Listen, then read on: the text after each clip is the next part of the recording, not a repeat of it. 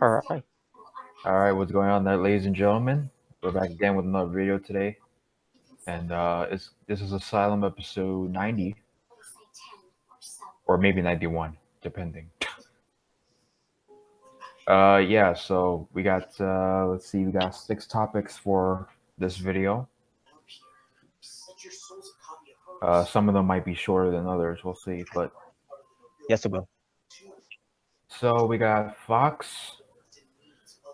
We got Vickie Guerrero, because she made a comment, or she had an interview with Chris Van Vliet. That fat bitch. We'll get to the topic once we get to it. A certain WWE fan on during SmackDown and during the Roman Reigns segment, I'll just say that I'll get to the rest once we get to that topic. Mm-hmm. I mean, me and Robert know, but I just found out today about it. Yeah, honestly I found that out like either yesterday or a couple of days ago. I just forgot to bring up to you guys. Mm-hmm. All right, so we got Jim Cornette as a topic. Yep. Oh boy. We got oh man. Yeah, so we got Luke Harper as a topic. Yeah. Whatever taste to his. Who's? I never heard of her. And possibly we'll see. The main thing is just gonna be it's Bray Wyatt. Mr. Funhouse, beautiful day in the neighborhood, neighbor. Mr. Wygers. Yeah, Mr. I Wyatt. was a bad guy. Now I'm a good Wyatt. Yeah, fuck off. Yay, kid! All the buzzards together. Neverland Ranch. I was once a very bad man. I'm a bad man. Who? What? Not that bad man, but yeah. No. Okay, so you know what? I might as well bring this up too. What? Vince McMahon, what pertains to his reasonings as to the ratings. I'm assuming. I gotta find the article, but and another thing Vince said, which pissed me off too. So 2 things about Vince. Originally, I was gonna do a triple.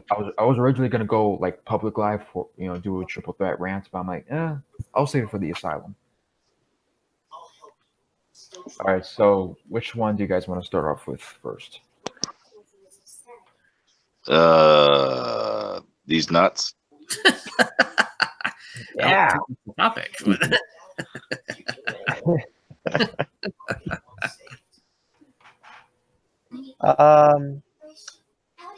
Hey, let's get to Bray Wyatt. Let's get that out of the way. Oh, the Muppet Show, fucking. Ugh. Oh boy. Wait, get who out of the way? Bray Oh Wyatt. boy. Yay! You know what? Hey kids. You know what? I'm gonna go ahead and play the. Hopefully, I don't get copyrighted. I'm gonna make it like kind of low, but not too high, as far as the volume. I'm gonna play the clip. I'm not gonna screen share. I'm just gonna play the audio of it. Alrighty. Yeah, I'll try not to put it very loud, but loud enough for you guys to hear. Maybe this isn't Bray Wyatt. Maybe it's one of his gay relatives that looks like him. When I first saw him, I thought it was Bo Dallas. Oh fuck! Oh god! Or like Remington said, Enzo Amore after getting fat. Dude, seriously, I thought it was a fat version of Enzo Amore. Yeah, how you doing? This is Playhouse. How you doing? I'm going over here play my finger puppets, not my dick. How you doing? How you doing? How you doing? Got my sock puppets in my pants too. Yeah, how you doing? Bada boom. Realest guy in the playhouse. All right, so I'm gonna go ahead and play the audio of this. Here we Oh go. boy. You guys hear that? Sadly, yeah. Oh my god.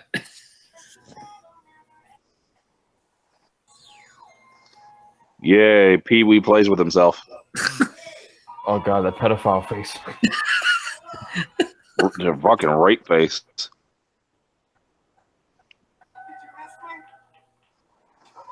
Oh god. Looks like an extra from Blue's Clues.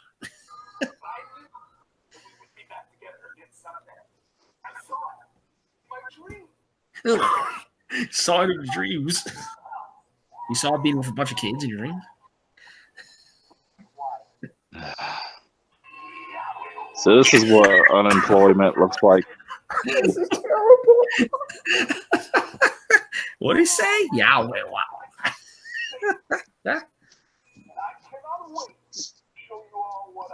So this is what unemployment looks like.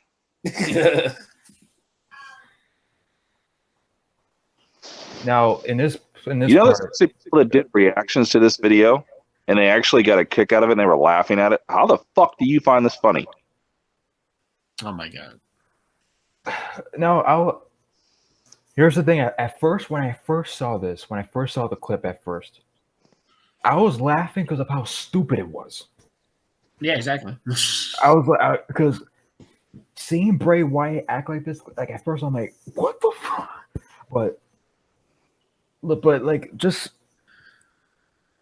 because you wouldn't see this happen unless if this was like a YouTube video from a channel and like Bray Wyatt was just having fun, like outside of wrestling, something like that. But this is literally on the WWE television. Mm-hmm. It'd be cool if he just snapped out of it. Hi, kids. I'm just I'm just being me, Okay, enough of this bullshit. Well, as you can see, okay, so I'm looking at the video right now, and he's basically playing peekaboo with his fucking gloves, shit. So he has hurt. It says hurt on one glove and heal on the other glove. So there's a sign to a certain degree. But we'll get to the whole conspiracy thing when it pertains to our predictions when it pertains to this gimmick. But let me just go ahead and continue playing the video.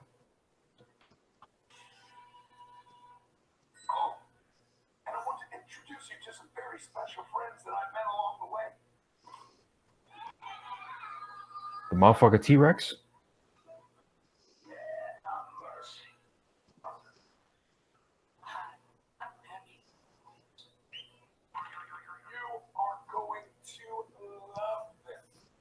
Not really.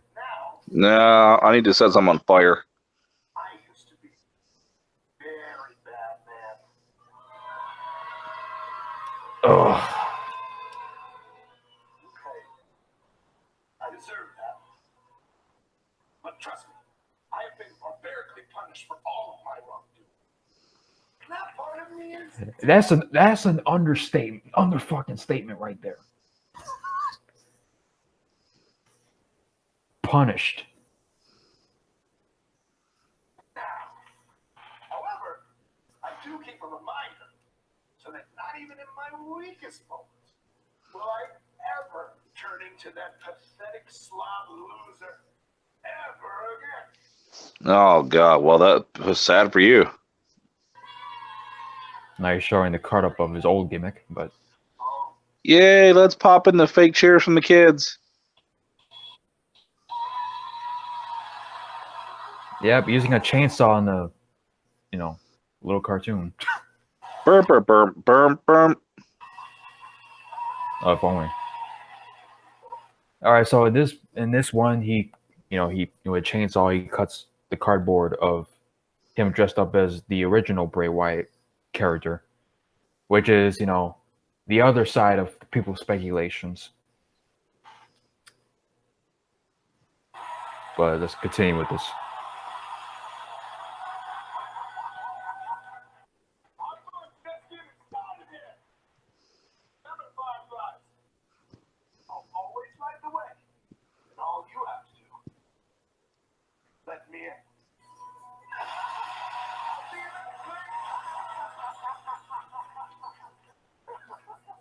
Ugh.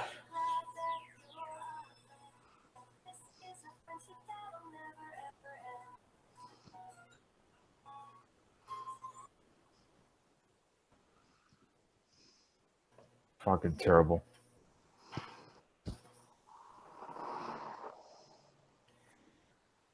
All right.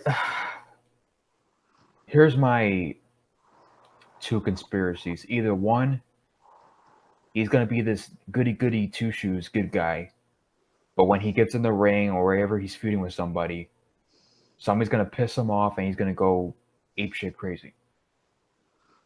Or that's just gonna be his whole gimmick as a whole. Is him being this good guy for the kids. It's one of the two. Based on his gloves, the hurt, and the heel, which, you know, is a sign of him turning crazy, or him cutting the cardboard of his old Bray Wyatt gimmick, which is a sign of, okay, he's never going back to that gimmick, and this is what he's going to be for the time being. I don't think this is crazy. I just think this is going to rehab.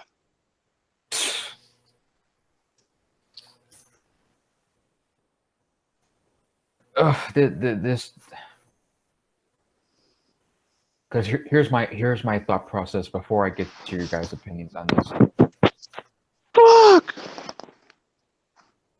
You know, it's ridiculous what they're doing with Bray in general, where it pertains to this.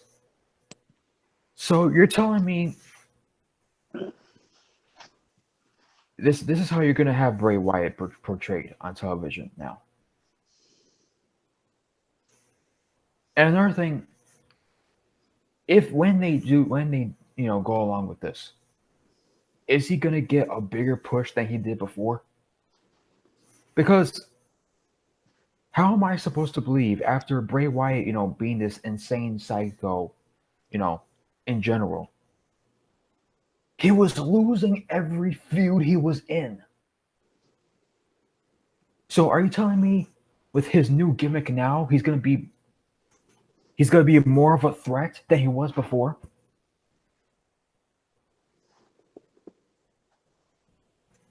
Because my prediction is, when they do this, it's going to be the same, just like every other person.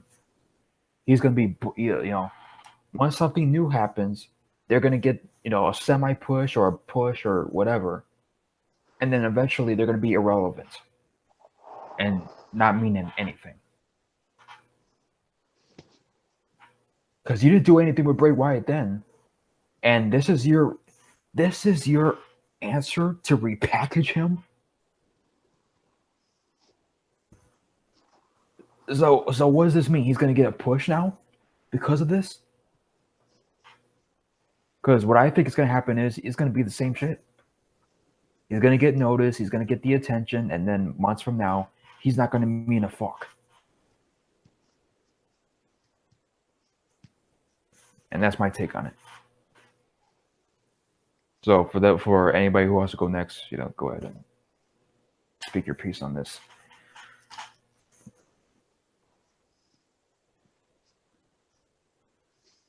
Hello? Well, I think that's the response. Well, here's my take on this. When I first saw this, the whole Firefly Funhouse thing, and then the song, the whole introduction thing, and then Bray Wyatt coming out, basically coming into the home. I was pissed. Not like I was going crazy pissed. I was just sitting there watching it, just looking pissed. Like, this is what you got for Bray Wyatt. So basically, you were giving the Undertaker look when you saw it. Yeah. Okay. Kind of like that. I'm like, are you fucking kidding me? This is what people been waiting for Bray Wyatt to come back for? to be. I'm still baffled that people actually want to give this a chance. I don't get it. And yeah, people are saying, yo, to give it a chance. Have you not seen the track record that WWE has been doing this type of shit before? And like I already said, my prediction, it's gonna be the same as everybody else. They're gonna have their spotlight. They're gonna get the attention, and then they're gonna be irrelevant in the next few months, just like everybody else. Everybody.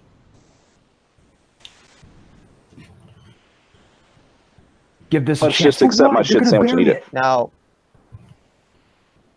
they'll put it on television. Give it a chance to suck. Yeah. Yep. Now not only suck, but become irrelevant in months' time. Nobody's gonna Come on, guys. Just enjoy your shit sandwich, okay? Please.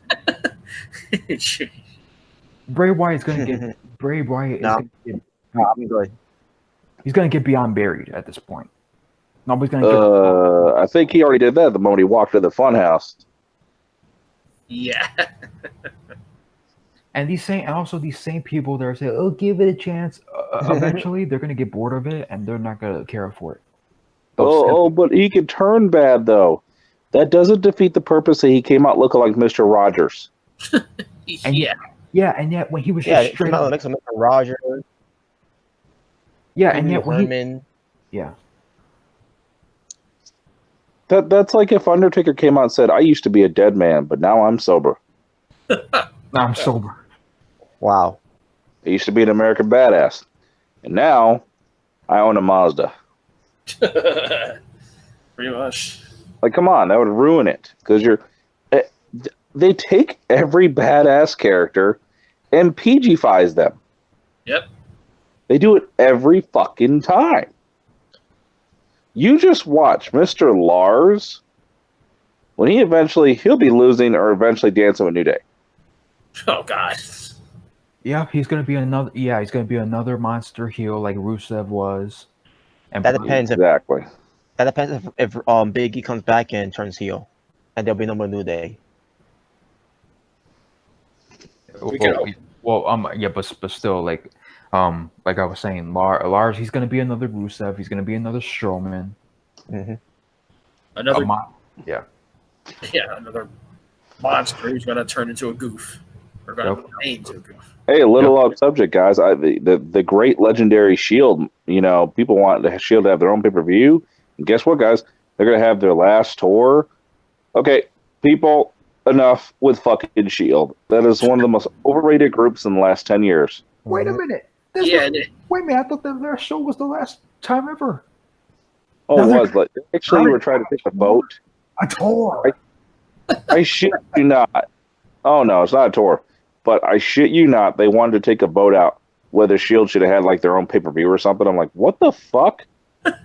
Wow. Okay, people, this group is not that great. No. They just dressed like Big Boss Man's Gimmick in fucking 99. Exactly. This is gonna be the Shield. This is gonna be at first it was supposed to be the Raw after Mania. Oh, the Shield is over. And then they had their final show. The Shield is over. Now they're gonna do a pay-per-view. No offense to my band at all, but Shield's gonna be like Kiss. Every time they say they're done, here comes a reunion. Maybe it's gotta be Saudi Arabia. It's gonna call the Greatest Shield Reunion. Enough of the Shield shit. This shit, God, they're so fucking overrated. Yeah, you tell me NWO couldn't get this, Evolution couldn't get this. Not even DX couldn't get this. all they were just three guys that would run in the ring and attack people. Every single evil group has done that. Yeah. There's nothing special really about the Shield. Oh, triple power bomb. So the fuck what?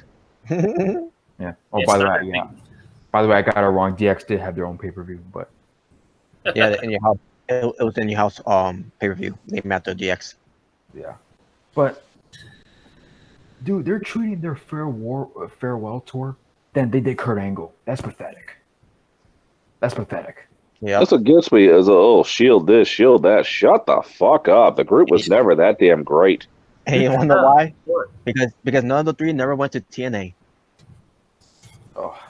They're treating them better than Kurt Angle. If Seth Rollins ever went to TNA and he came back, you fucking better believe he would have been treated like nothing. Probably. Yep. How are you treating the Shield's farewell tour? If it even is a farewell tour, if Dean Ambrose resigns.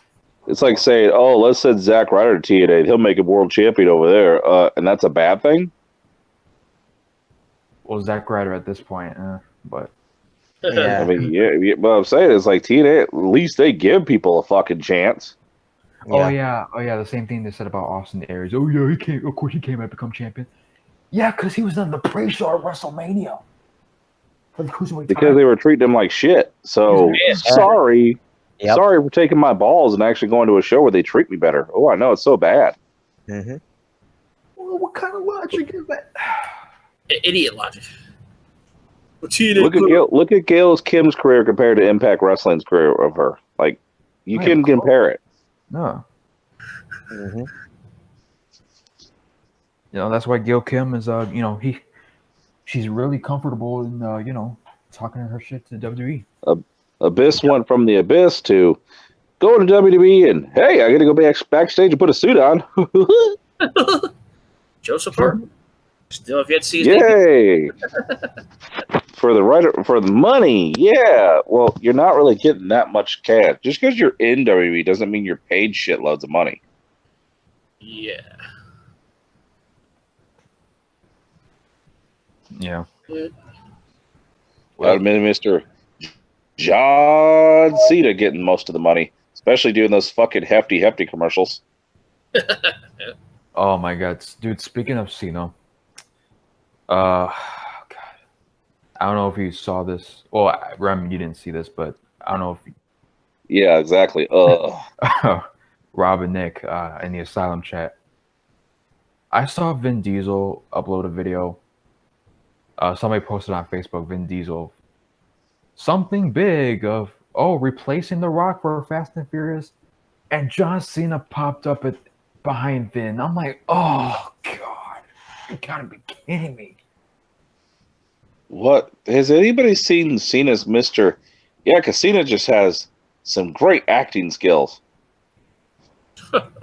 No, I think somebody was just titling that and like trying to get a rise out of people. But John Cena and Fast and Furious, no. Well, he does love cars. The fuck? Cena's gonna be the Fast and Furious. Shit. Well, there's nothing fast or furious about that asshole. Did you not say? No, there is not. Did you not see his It's reentry? like non-existent. Did you not see his Shit. reentry? I was Fast and the Furious. Anytime you're in a movie theater, you see his movie. Yeah, you're Fast and the Furious. You get the fuck out of there. I mean, come on, guys. Did you not see his entrance from WrestleMania 23? Come on, that was so choreographed. Get the fuck out. I keep reminded that the fact that was. I really don't like to keep being reminded that was in my home state. Oh wow. Yeah, Detroit. Yeah. Yeah. Oh wow. Yeah, John Cena's stunt double in the car, and then he pops out. Oh wow, he drove a car through glass. Oh wow. You know damn well that wasn't John Cena. You know damn well because that camera kept cutting and shit, and he could have drove around the glass. Yeah, at the very end. They try to make it like a movie scene, and it's like, come on, Yeah. man. Yeah. That was too choreographed. Just like John Cena's career. Yeah, exactly. Hey guys, how about the one where John Cena came out and CM Punk was one of the mobster guys in the car? Mhm. Oh yeah, that was the year before. Yeah.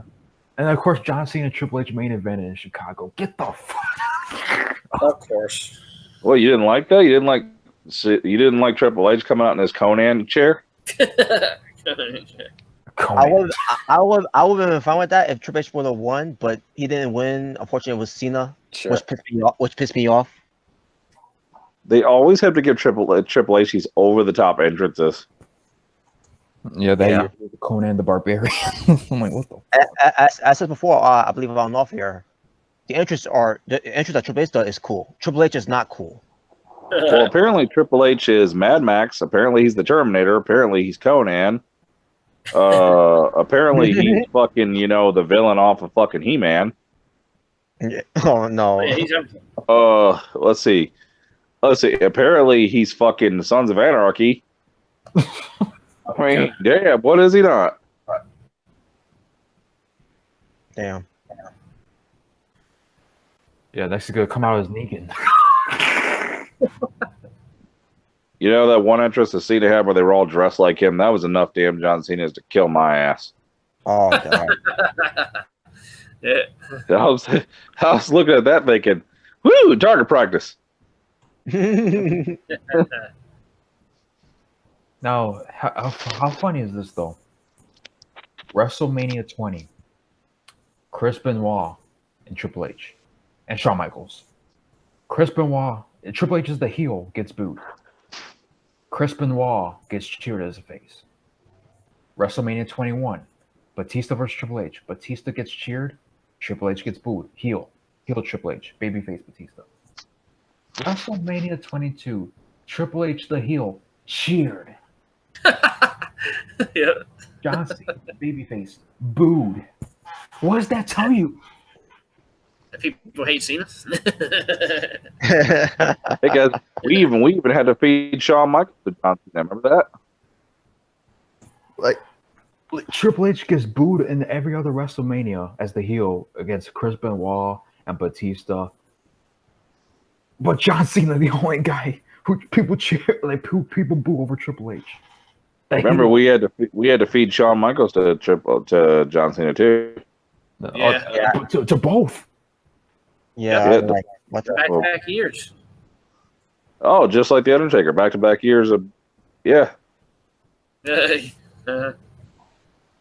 Uh, Yeah. What's your favorite John Cena moment at WrestleMania? Mine? Oh, when Taker squashed him. Oh, there you go.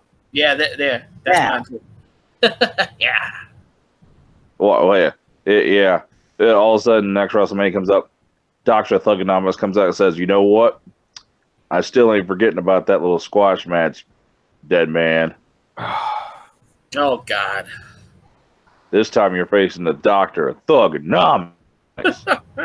Oh shit, dude, Taker, you better watch the fuck out, dude. He's about to pump those sneakers. Oh boy. Dude, once John Cena pumps those shoes out, dude, look the fuck out.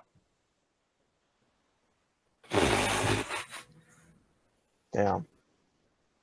So you Yeah. think you're a Dutch?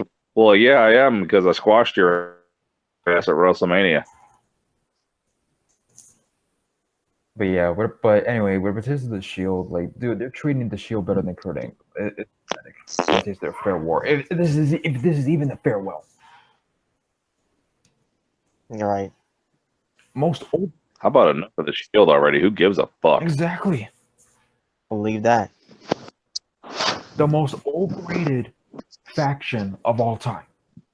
The most overrated. And I thought DX was overrated. They don't even compare to DX. The Shield, one of the greatest stables of all time. Lick my nuts. And there was even people comparing to to Hogan, Nash, and Hall. What the fuck? No. They don't, dude. They don't even compare to when the NWO broke up and it was just a little group. Yeah. They don't even compare to LWO. Nope. Nope. Mm-hmm. Shit, I'd rather take BWO over that shit.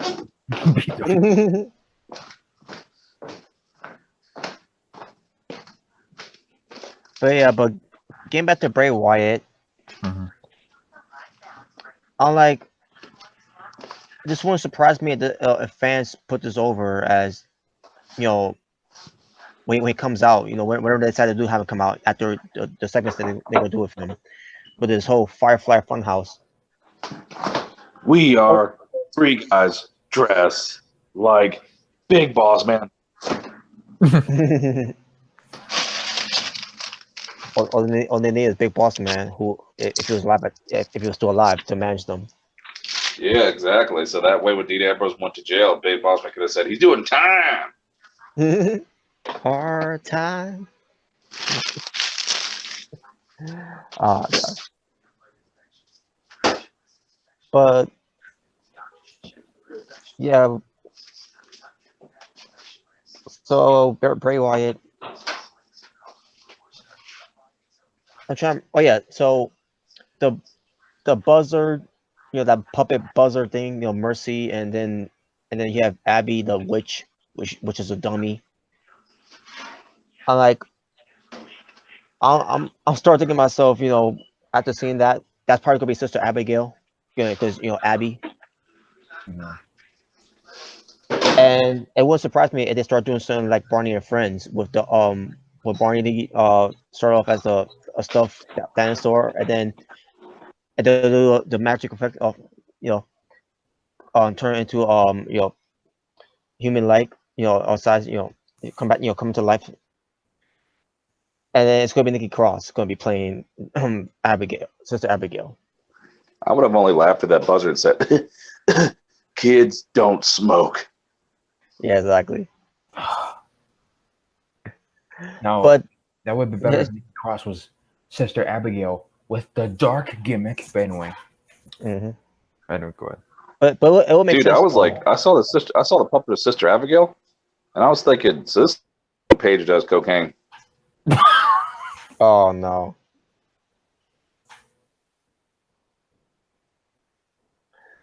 But when they show the animated of the Firefly Funhouse, when they show the buzzer and the dump and and the witch and then a bunny, I'm like saying to myself, so we didn't see the bunny yet, so I'm assuming we're probably gonna see the bunny in the next segment. Yeah, it's Bunny Girl sidekick. Oh god. They would have fucking started playing like Breaking Benjamin. Firefly, can you Oh no. Oh, no, please, no. Damn, man. Bray Wyatt's Playhouse. What? God. Fucking gay. I'm never going to be that bad guy anymore, kids. Yay! I know. I got neutered. Oh god. Just join fucking Kane in a campaign, man, and just be, fucking corporate Wyatt. Fuck it. Corporate Wyatt. All they do is ruin every fucking character, man. Exactly, man. One guy was like, I want Cesaro to be world champion. Pal, that train is past and gone. Exactly. Yep. 5 years ago, you may have something, but nope. It wouldn't make no sense now. All of a sudden, the Cesaro section gave him the powers of Hulkamania? Yeah, Cesaro is now the one-man bar who doesn't just set the bar. He is the bar. Yeah, whatever. What do you want to drink? wherever they give me at the bar. Yeah, that's nice. Because from there, I don't just set the bar. I am the bar. Yeah, how many fucking Cesaro and Sheamus action figures I see at stores on clearance rack because they're not sold? Well, that should be a sign right there. Oh my dude, I've been to so many stores and they'd have stock shelves of WWE. It'd always be Sheamus and Cesaro action figures, always on clearance racks because no one's buying that shit. Yeah, that sucks. Oh, they still got a clearance fucking Enzo Amore action figure at the Walmart. It's been sitting there for 3 years. Wow. And you can't teach that. Apparently not. Somebody go buy that poor little action figure, man. I mean, that Chihuahua needs a home. Fucking Bray Wyatt's Firefly house. Give it a chance. Well, you can take the dick in your mouth if you want. I'm not doing it. Yeah, I'm expecting Bray Wyatt. When I saw him doing that, I expect him, to come up with a secret word, and then the kids, the live studio audience kids will scream, and him coming into, and singing "It's the beautiful day in the neighborhood" and all that garbage. You don't like the buzzard in the box? What are they gonna make him like Festus and shit, where like he says something and he snaps? I don't know. Oh, what's that? You gotta ring the bell. Oh god. Maybe he holds his hand in front of his face. All right. This gets him Wyatt. Terrible. You don't like the Fuck. you don't like the buzzard. You don't like the buzzard in the box. I'll tell you what, that cardboard cutout of him must have been a tough one to cut through. Have to cut through with a chainsaw. Oh god. Yep. Man, that's some hardcore paper, man. You're about to get a paper cut. Well, Mercy the Buzzer, you got to follow now. Yeah, Mercy. I mean, wonder who did the puppets. I don't know. Probably Shane McMahon and Miz. I'm just waiting to see when the bunny's gonna appear. Well, if there is a bunny, it better be a female. Oh boy! Because if it's a dude, if it's a dude, 2.0. What if it's Adam Rose? Who the fuck is that? Oh no, Adam Rose. Oh Christ! Man, you're giving WWE too many creative ideas. No. Oh god. Yeah, what'd you say? Bunny Girl 2.0? That's what you said? Yeah. After Vince smokes a good blunt, he'll just say, that's a damn good idea. Yeah, I also expect them, hopefully for some clues, like Blue's Clues. Yeah, exactly. Blue's Clues. If you find the clue, I won't hit you with the chainsaw. I mean, I thought when they showed this shit that people were going to be like, oh, this gay shit, this is stupid. Oh, no. It all backfired. Everybody's, enjoying this crap. Oh, my God. Yeah, so in the comment section, it was like half and half. There was people like, what the fuck is this shit? This is terrible, yada, yada, yada. What the fuck are they doing, Bray Wyatt? And then the other half was like, give it a check. And then somebody, you guys saw the screenshot of it. It's like, oh, if you have a problem with this, you're just like what Sami Zayn described you as. Oh my God, are you serious? What was that, bitch? What? What did that person say? If you have a problem with this, you're exactly what Sami Zayn subscribed to fans as. What did he describe the fans as? Because I didn't watch that because that wasn't important to me. Yeah, basically how WWE is toxic. Oh, it's not because of the McMahons, it's because of the fans. Yada yada yada. That's what it was. Because we're not allowed to like gay shit. Because they're critics. I mean, we're not allowed to hate gay shit. So the fans run the show. That's basically what. So basically, like I said, we're exposed to accept our shit sandwiches and enjoy it. Mm-hmm. Yep. Mm-hmm. So the fans run WWE. They create the toxic environment. Well, you don't like this. Well, that's your problem. No, I'm not gay like you. Sorry, I'm not going to accept crap. Mm-hmm. It's like, dude, Bray Wyatt, 6 months from now, no one's gonna give a fuck about it. Just like how they booked him before, prior to his return. They didn't give a fuck when he was there with the dark gimmick overall in general. What makes me think he's gonna get a push now? Nothing. How's he gonna win fucking matches now? Is he getting the match with one of the puppets attacking the wrestler and then he pins him? Yeah, how they gonna factor in his matches? That's what I want to know. How's it gonna be menacing? The buzzer comes up, bites someone's ass, and they leave. Maybe he just throws the puppet at them and uses that as a distraction. Puts their head inside the puppet box, and the puppet knocks him out. Yeah. Like how Paul Bear used to have that humongous urn that had the light come out? Yeah, that's what Bray Wyatt would do with the box. Yep. Oh, yeah.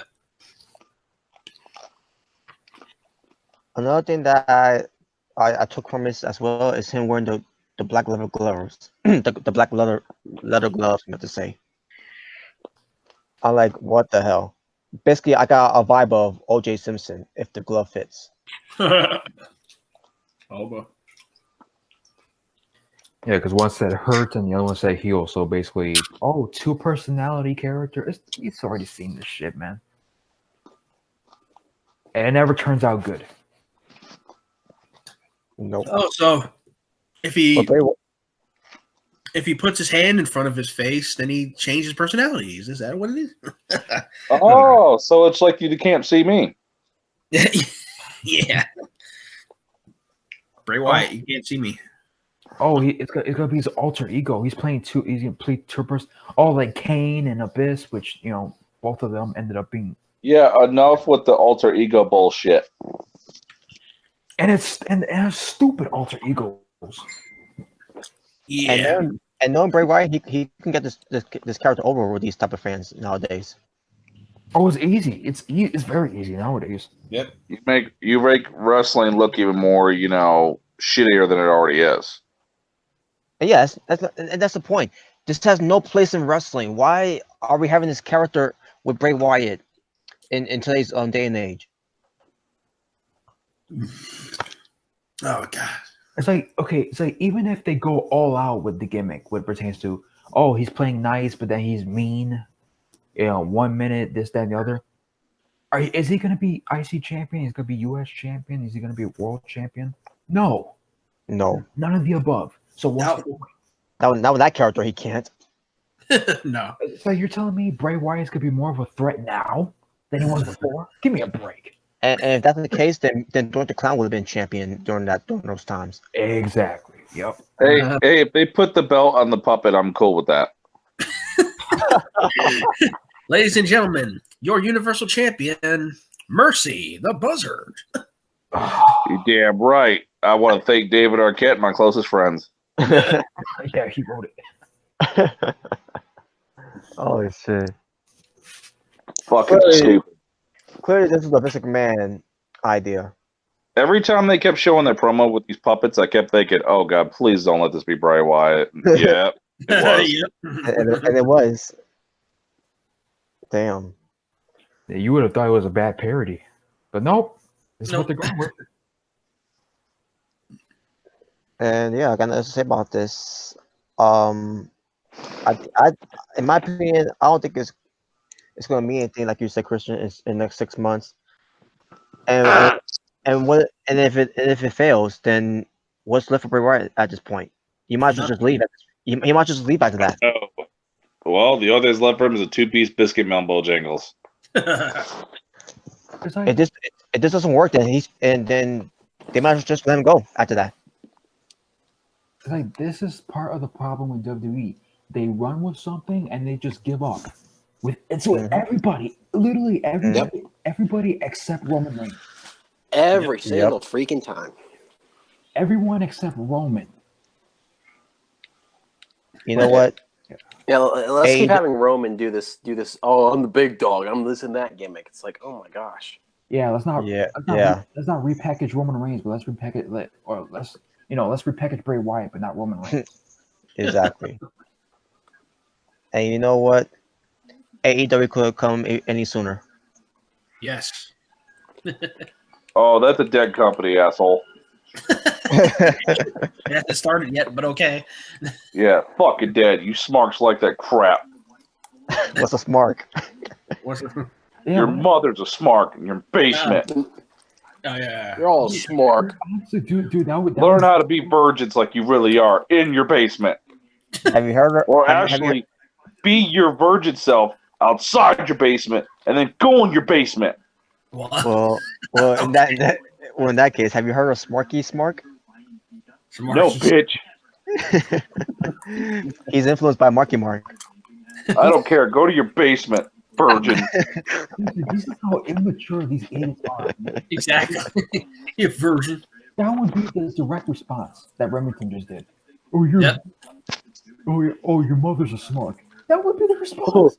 Oh, good for your mother. Well, my mom likes big dicks, Oh, so I don't know.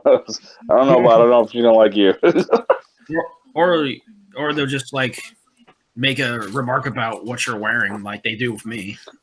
Oh, you're wearing that T-shirt, and yet you don't have a picture of yourself, and you're probably sitting behind this fucking camera, mocking what I like, and you're wearing some fucking gay ass Rick and Morty shit. Probably. Well, what's your fucking shirt say? Deal with it. Oh yeah. Probably. Okay. Deal with you. Oh, your shirt's gay. And turn your camera, dude. I swear to God, if you tell me my shirtless gay and I turn your camera comes on, you're wearing a Sailor Moon shirt. Enough said. Yeah. Oh boy. No right to be calling anyone else gay. You know what? Please God have a T-shirt out with the whole thing that has a whole packet of hot dogs that says the New York Mets.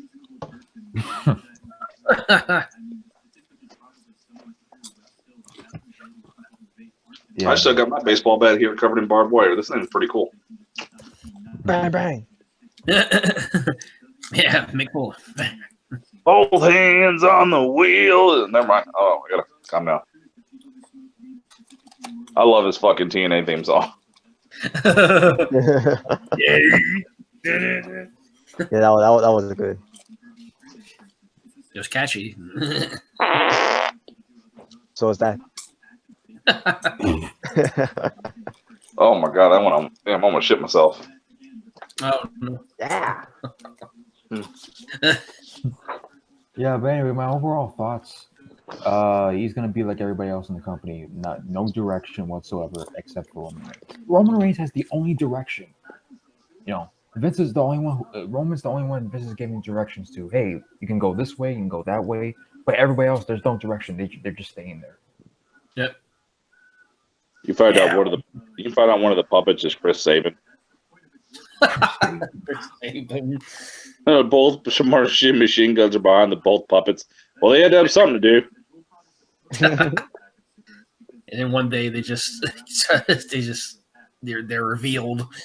It's like, oh, it's Chris Sabin and now Shelley.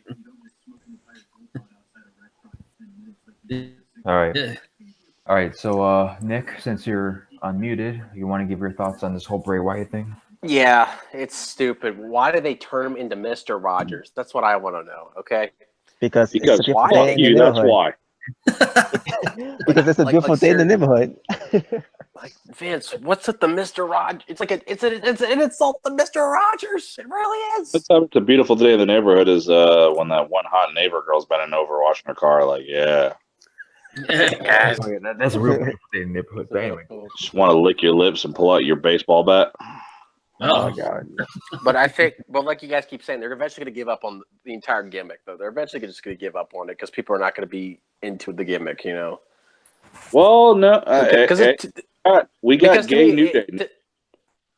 Because to me, it's like a what the fuck gimmick. It's here's the thing: people like gay shit these days, but they don't. But I don't think they but I don't think they like that like really weird shit though.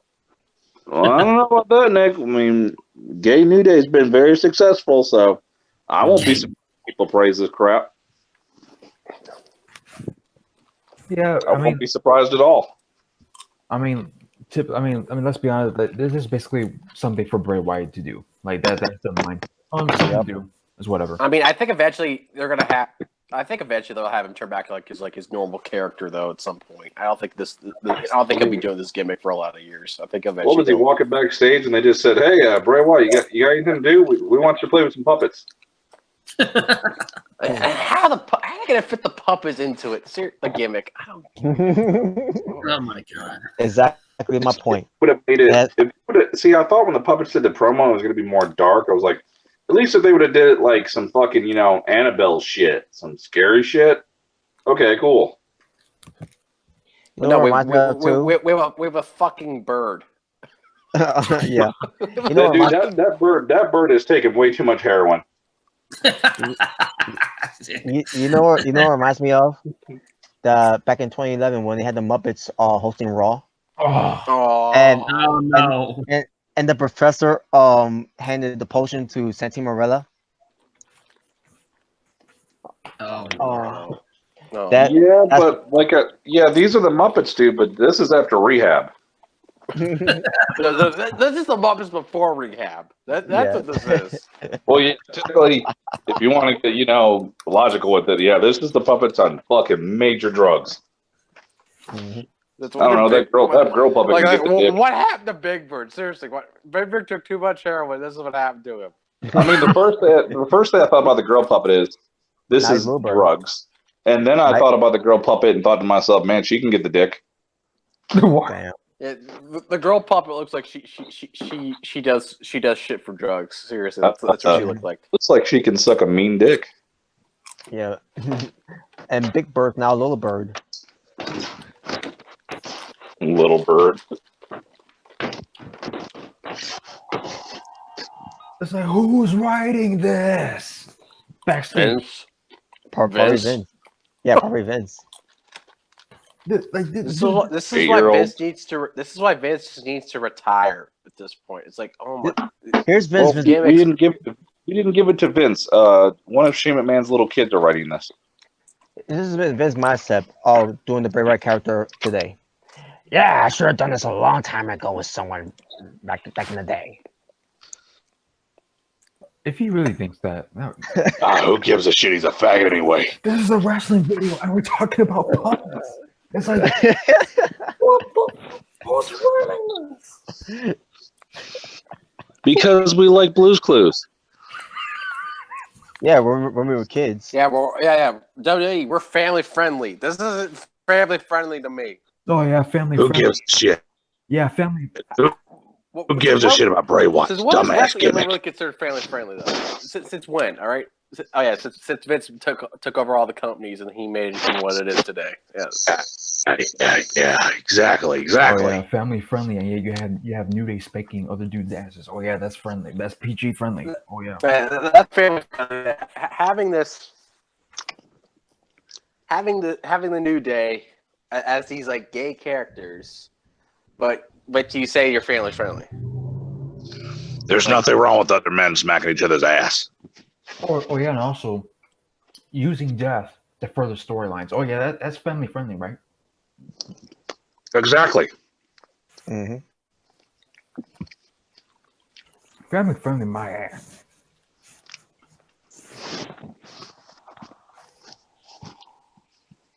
It is family friendly. What's wrong with guys smacking each other's ass?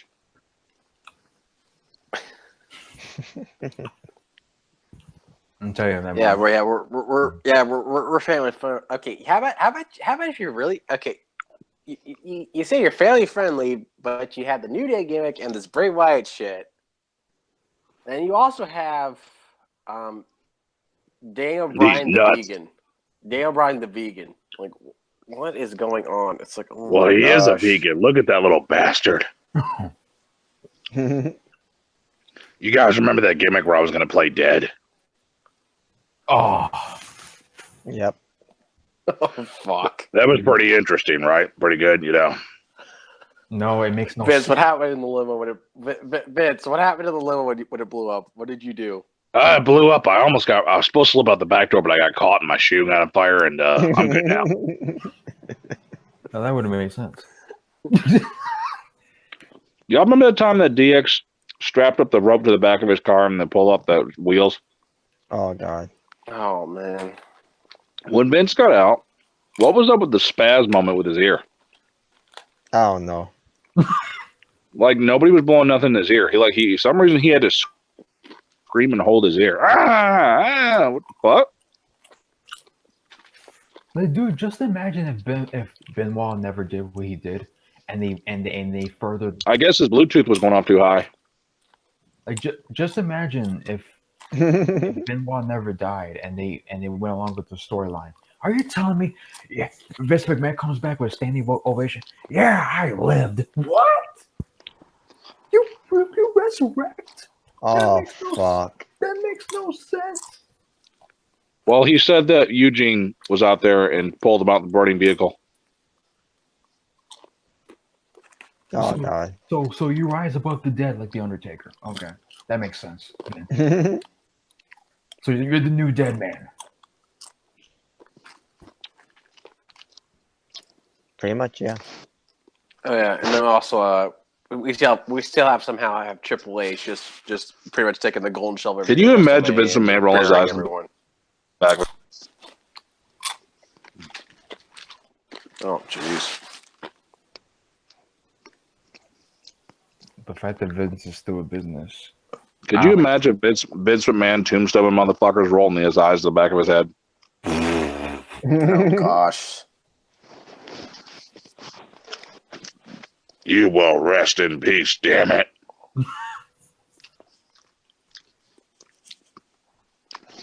Yeah, we'll get more to Vince later on once we do get to the other topics. He made his own casket match where you fall into the casket and it's like a plastic, and right when you roll into the casket, it's like a mold of his ass. Oh, jeez. Talk about ass first. Wow. All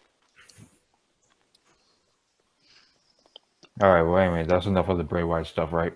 For you guys. Yep. Yeah, fuck him. Yep. Just go back to being Husky Harris. If this is how you're going to treat Bray Wyatt, just have him be Husky Harris again. They should have my called. gosh. Now, if they would have called it Husky's Playhouse, I would have laughed my ass off. Oh shit. All right. So we got Fox. We got Vickie Guerrero. We got the WWE fan situation on SmackDown. We got Jim Cornette. We got Luke Harper. And then we got Vince McMahon. No. Fucking queer. That's an understatement, but anyway.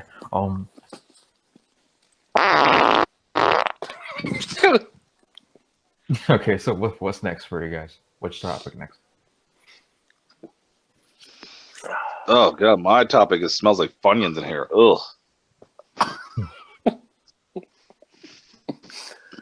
Let's go with Luke Harper. Oh look, a DVD copy of Velocity. Cool. A what? All right, Luke Harper.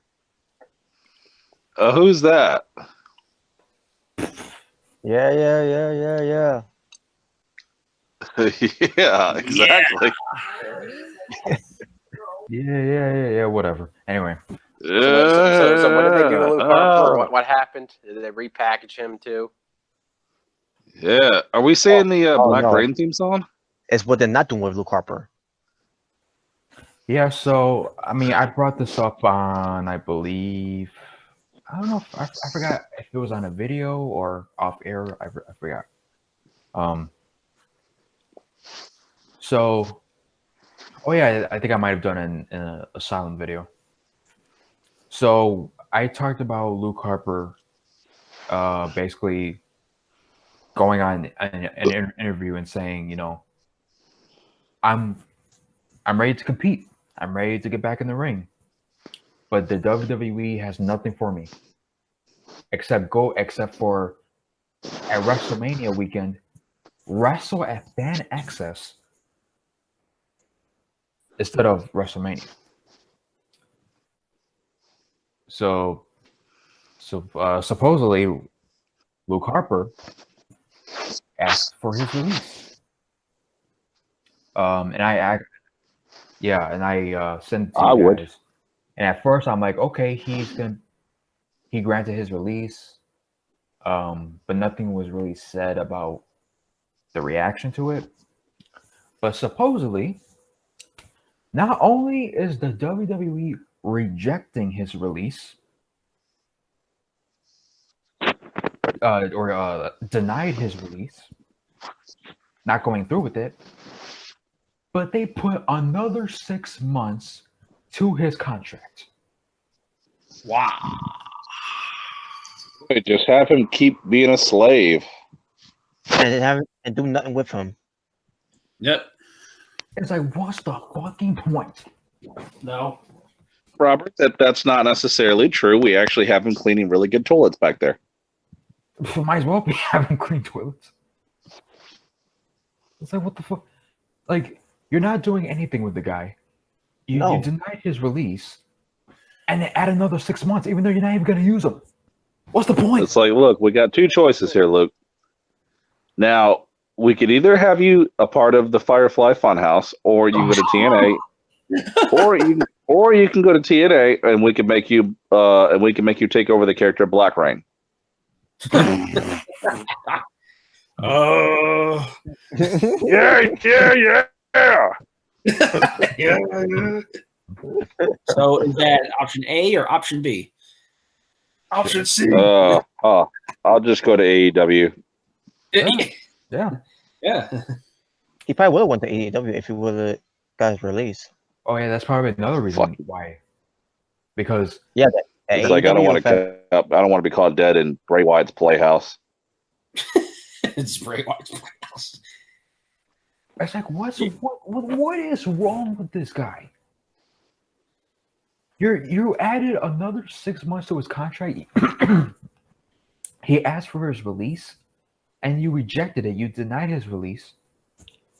Say, yeah, you're gonna stay. I'm not gonna release you. And then add another 6 months to his contract. That is such an asshole move. Exactly. It's like, geez. Well, it is WWE, so yeah. Hey, you're not even never gonna use him. Are you not surprised? No, I'm not. I'm not. Yeah. But Are you not king? but I'm No. it just I mean, it just goes to show you how controlling and egomaniacal this dude is. Like literally, Vince is playing his character in real life. That's what he's doing. Hey, who cares about Luke? New John Cena t-shirt. Dude, Vince is literally living his character in real life. Literally. That's what he's doing. Yep. That's what he's doing. Yep. Yeah.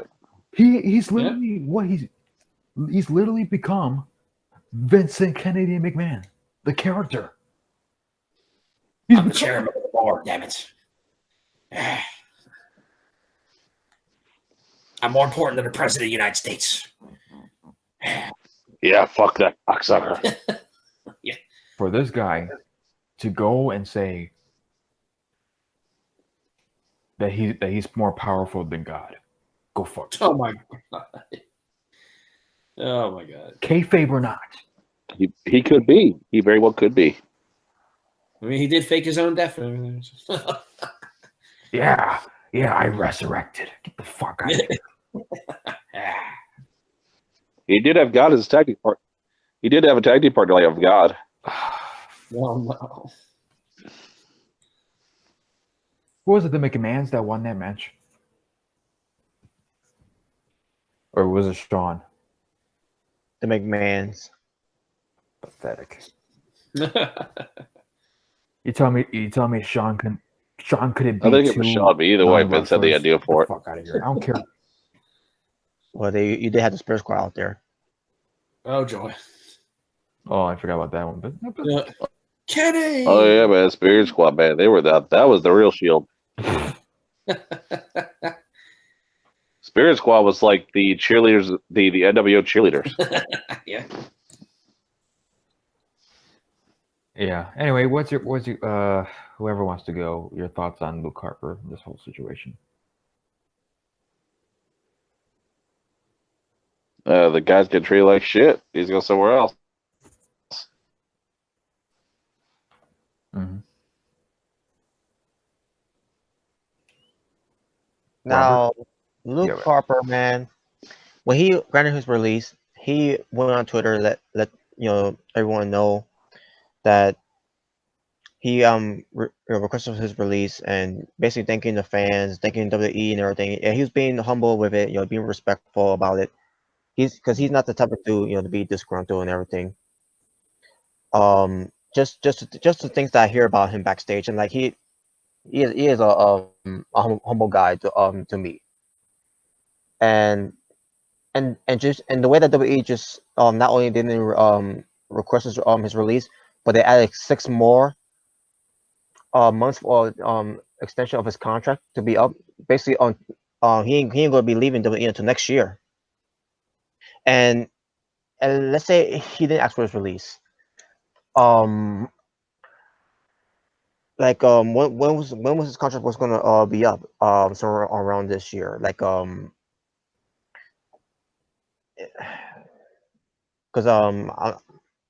that's one thing I'm trying to figure out. If he didn't ask for his release. Well, when in this year of the months that he's going to be end up being gone from the company. If he didn't decide to resign. But because he decided to ask for release, and then afterwards, this WWE did what it did.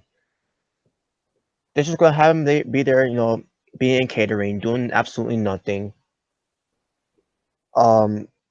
He's part of SmackDown, I'm assuming, but they're not gonna do anything with him. That like the man wants to leave. He's not it's not Luke Harper saying that he's mad that he wants to leave. It's like he just he's just unhappy that he just wants to leave because because they're not doing anything with him. He's literally emotional about WWE's not using him. It's a damn shame. It's like, This, yeah. yeah, it's like that the guy wants to leave and he wants to do other things that has nothing to do with that just want he basically just want to be with the WWE anymore. It's not out of hatred. It's just something that he just want to go separate ways, and do go somewhere else to do other things. And obviously it's gonna be wrestling, but still. And why? Because they're worried that he's going to go to AEW. It's like, you Well, don't guess know. what, man? Well, guess what? That's it's not just the wrestlers that are upset with WWE. Represents how they're being used and they're being treated. It's the way they also treat the fans too, where the fans are hand up WWE's bullshit too, and they're like, they're in this which is why AEW couldn't get here fast enough to for WWE to realize what they're doing is not it's not gonna lead them to where where they're not gonna be happy about basically. But that's basically all. I got nothing else to say about this whole thing with Luke Harper. It is bullshit. It's ridiculous. It's way worse than how they were treating with Neville and Mysterio and others that they froze up the contracts until they expire, whatever. It's ridiculous.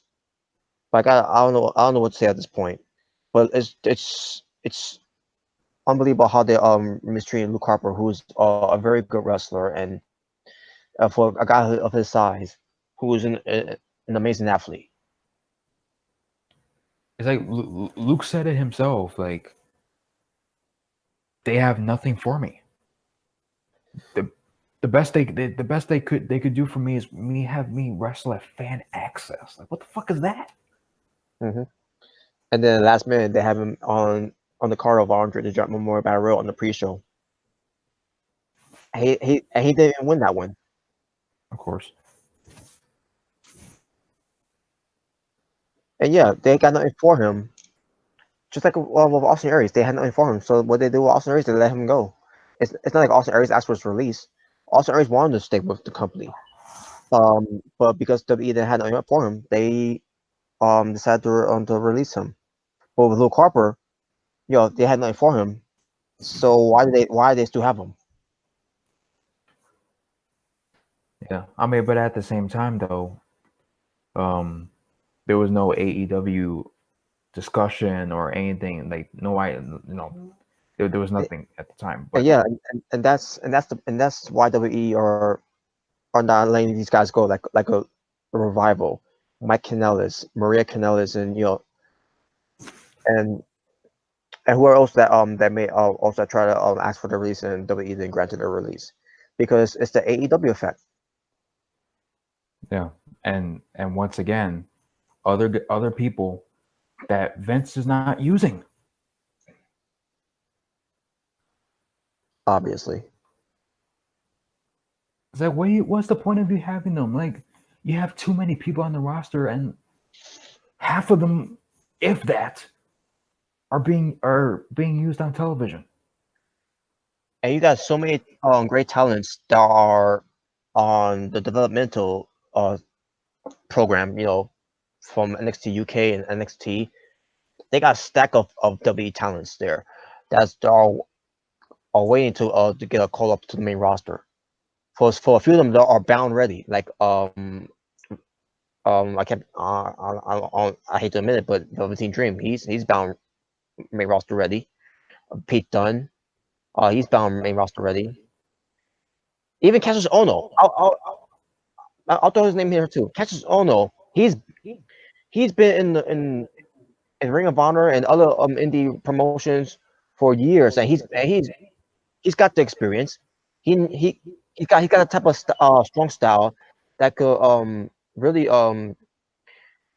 showcase on the main roster to pull over his opponents. And they got him on NXT UK. Mm-hmm. But yeah, the point, you guys, other guys too, like that they could be bringing up, and there's guys that don't want to be there anymore and they want to leave, so let them go, and then you could give these guys a call up, even for the for a couple of women that could also get a call up too. That can also be bound main roster ready too, and amuse them. But WWE, main roster, they just don't have any plans. It's like what Triple H said in the interview that he did. If you're gonna call up anyone from NXT, you gotta have a plan for them.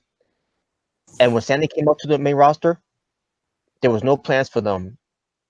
And like, so why look, and why even call them up? And look up with Sandy. There's no more Sandy. Sandy was a good faction on NXT. Fans were excited for that faction. They came onto the main roster and they're rebelling on TV. And the point of it is that why bring them up if you don't have any plans for them? Because when you bring them up from the main when you bring them up to NXT from NXT to go to main roster, doesn't matter if it's Raw or SmackDown. You gotta have you have to make sure you got plans for them. You're assuming you got plans for them, and there was no plans for them at all. Same thing they did with EC3, Nikki Cross, Lacey Evans, until finally they finally gave something to Lacey Evans, and then and obviously with Raw 7 it was a different case because he had an anxiety attack. Mm-hmm. Heavy Machinery, where are they? Yeah, they're on SmackDown, but where are they now? You gotta have a plan for these guys when they come up to the main roster, and the main roster is where they got big plans for you, but they're not capitalizing on that. They're not doing shit, because at the end of the day, what we got for Roman? What's next for Roman? What's next for Charlotte? Mm-hmm. Yeah, this is the same thing I said with Bray Wyatt. Like, he's doing this thing now, and eventually, like, nobody's gonna care because, like you just said, they don't have a long plan, like a long, a long plan for these guys. It's like, where's this Bray Wyatt thing gonna? How long is this thing gonna last? Until people start like, okay, I don't even give a shit about Bray Wyatt at this point. Useless. Just like I said with Bray Wyatt, like he's gonna end up nowhere. He's gonna be irrelevant because Vince does not have a long-term plan with anybody except Roman. He does not. There's. Mm-hmm. He has no long-term plan with anyone on the roster, whether it be the main roster or NXT. Some of these wrestlers, he's probably looking at like, I wonder who, what goofy character I can make of whoever is in on the NXT roster next. It's like the fact that a guy like Robert Roode, which some people are debating, whether he's gonna be taken more serious now and where him as a singles competitor now, depending. Oh yeah, only time will tell.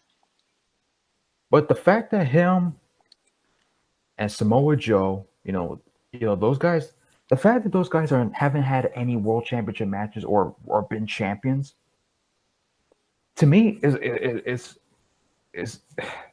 beyond stupid. Because after watching Bobby Roode, the longest reigning TNA champion, Samoa Joe, being undefeated for 15 months and winning multiple world championships in TNA. I'm thinking to myself, how are they not in the main event picture? How are they not? Just to name a few. But no, it's about Roman, it's about Seth. Yeah, now it's about Seth. Yeah. It's like, yeah, what's next for the Shield? What's next for Charlotte Flair? It's like, and I guess Becky to a certain degree. Yeah. And now it's gonna be, yeah, what's next for Lacey Evans? Nah, I doubt that. Yeah. Just wait, it's gonna happen. This man loves the long blonde hair, tall woman with the beautiful blue eye and the cherry pie lipstick, and former drill sergeant, a mother. Oh my God, he loves her. He loves her. Yeah. I want her to be my wife. You be my wife. Like, dude, Vince is a fucking pig, man. He's gonna go and he's gonna go and write down on the scripts, and damn well he wrote that shit. Yeah. With Tori Wilson and Sable and Stacy and Trish and he's Candice Michelle. He wrote all that shit. Yeah, he's a player. He's a player. Yeah, no, you're a fake player. Damn. Like, these motherfuckers wouldn't pay you even if you paid them. Oh man. But he has. Yeah, you're gonna sit on that table. But yeah, you're gonna put your legs on my shoulders. But why? But why does he keep some of these wrestlers around if they don't want to be there anymore? It's the AEW effect. Yeah, that too. It's just laughable to me about how some of these people are, oh, AEW ain't gonna be shit, yada yada. Like, you would think Vince would be like, yeah, you know what? I'm gonna let him go. I'm gonna let him go, see what happens. With this AEW, I ain't sweating it. He'll eventually come back because AEW is gonna fail.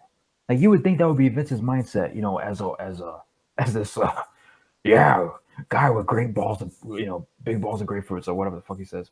Grapefruits of steel. Yeah, you would think it wouldn't get to him, but apparently it is really getting to him. This AEW. Yep. But oh no, AEW's not a threat. Apparently, it is. I mean, he may not be scared, but you damn sure know he's concerned. Mm-hmm. He's concerned. Mm-hmm. Yeah. It's like Vince literally, trying to get, the other companies not to go to Madison Square Garden, even though you failed with that one. New Japan, G1. The shit. Triple A is going to have had their show in September. Vince trying to swipe them out with that shit. Didn't happen. Like, Vince doesn't want to go to war. He doesn't want to go to war. He wants to be comfortable because his mindset is, yeah, as long as people keep watching me. That's all he cares about. The money. Mm-hmm. He don't care about the business. He cares about himself.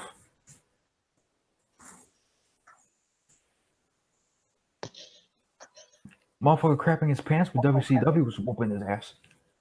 Mm-hmm. He got lucky with Stone Cold.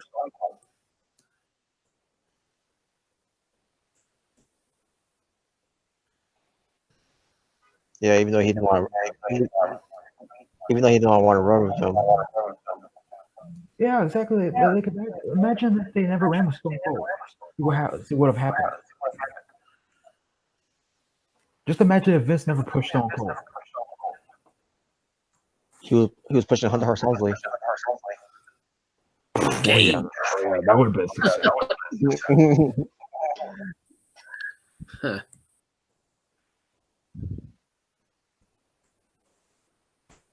But yeah, man. Well, you're not using them. Get the fuck out of there. Yeah, exactly.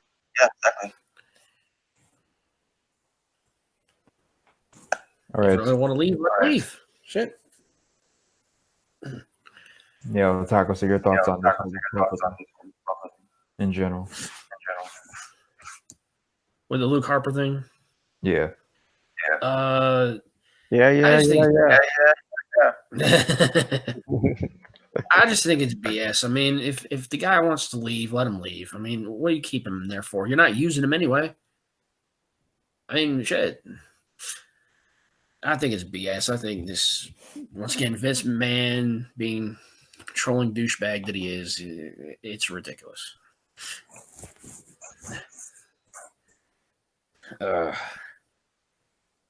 Adding another Vince 6 McMahon. Yeah. Vince, you need to go off, do the XFL thing, and just fail with that. Just go do something with yourself. Mm-hmm.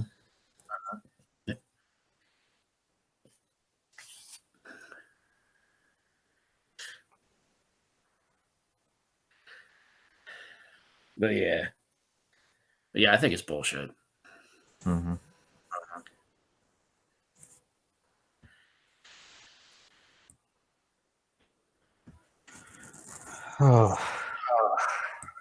Okay, so you got an echo, by the way. Me? Yeah. All right.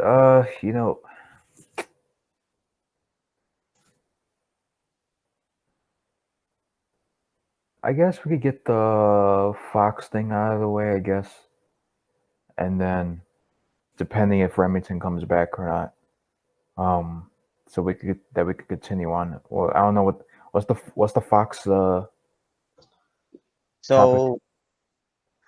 Fox is very restrictive with WWE right now because of what pertains to SmackDown. Because we all know that SmackDown's going to be moving to Fox on around September. Mm-hmm. And the reason of the Andrade, Selena Vega, also Black, and there probably could be more to come. Rumor has it moving to SmackDown because Fox is going to be very restrictive on to WWE with that one because they have a problem with WWE by having a lot of wrestlers on Raw than they do on SmackDown. And there's a reason why too, because for WWE doing this for more Raw stars on there because than SmackDown basically because basically Raw has a 3-hour show, which probably they don't utilize that much stars on Raw anyways. Based based on the track record of it, since they started 3 hours since 2011. Well, I mean 2012, meant to say. But yeah, but that's what the story is there about Fox. Because they want to have more stars on SmackDown when they get a chance when they get close to September. That's so basically WWE, that's why WWE had to move out Andrade back to Andrade and Cena back to SmackDown and also Black and everything. Mm-hmm. No, not just because to keep the couples together and everything, but also they're gonna have more stars moving up to SmackDown as well. Basically, I guess they evenly matched them, with Raw as well. But that's the story. That's the story that I heard about. All right, so here's the continuation. All right, so let's see. Okay, what just I just want to say, fuck Johnny Impact. He's trying to be trash. Oh, I'm definitely gonna fuck him. You want Impact? Yeah. Ultimate Warrior socks. Yeah, what in the butt? Yeah. What in the butt? Oh no. What in the butt? What in the bike? All right, so let's. Bunch of faggots. No. So we have 5 topics left. Yeah. Holy shit! Yeah, well, maybe it depends. Let's see. All right, so we got Jim Cornette. We got Vicky. Yeah, the fat fuck.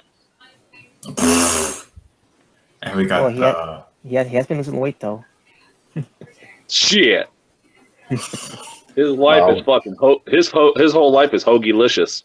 Oh jeez. and we got the unfortunate WWE fan on SmackDown. We'll get to that. Are we live like a chat or private live? Private. Man, fuck. Yeah, well, I mean, it's a continuation. So we're gonna put it all into one video. Still, it's better when you got the cool people actually talking about the stuff too. But we don't have fans or friends, so continue. Oh yeah, that is a good point. By the way, we're gay. By the way, yeah, because we are. supposedly yeah, you didn't know that? You're gay and you're a virgin. You got a basement. Okay. Yep, because we do Google Hangouts, to communicate with one another. We're gay. So It's the troll starter kit. Basement virgins starter kit. yep.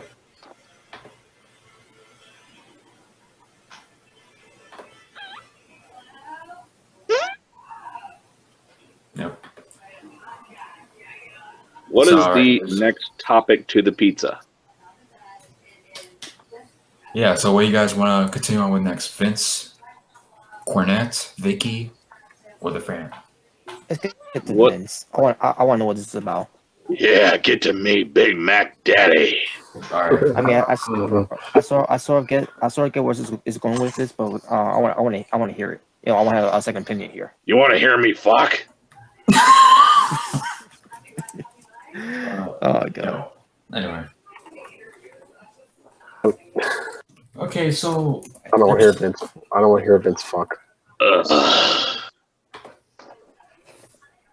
Okay, so Vince said something when it pertains to John Cena. Let me get to that. Okay, so supposedly April 23rd is John Cena's birthday, right? April 23rd. Who fucking cares? Yeah. Oh, is it about John Cena? Yeah. Okay, I thought it was gonna be something else. He's gonna have a thugonomics Okay. birthday cake. All right. Yeah. So April 23rd was Cena's birthday. Yeah, I believe it was. So either Vince put this out or someone working his Twitter put this out. Happy birthday to WWE's Babe Ruth, John Cena. Oh Oh my fuck! gosh. Are you out your motherfucking mind? This again? I really can't. It gets worse. I really can't describe in words how much John Cena means to me. Oh, Gay. you and already the, said that. and the WWE universe, at WWE universe. Oh. Hashtag hustle, loyalty, respect, love.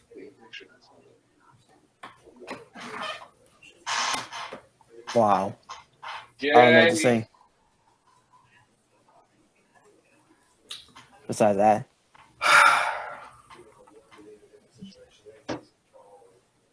Fucking queer.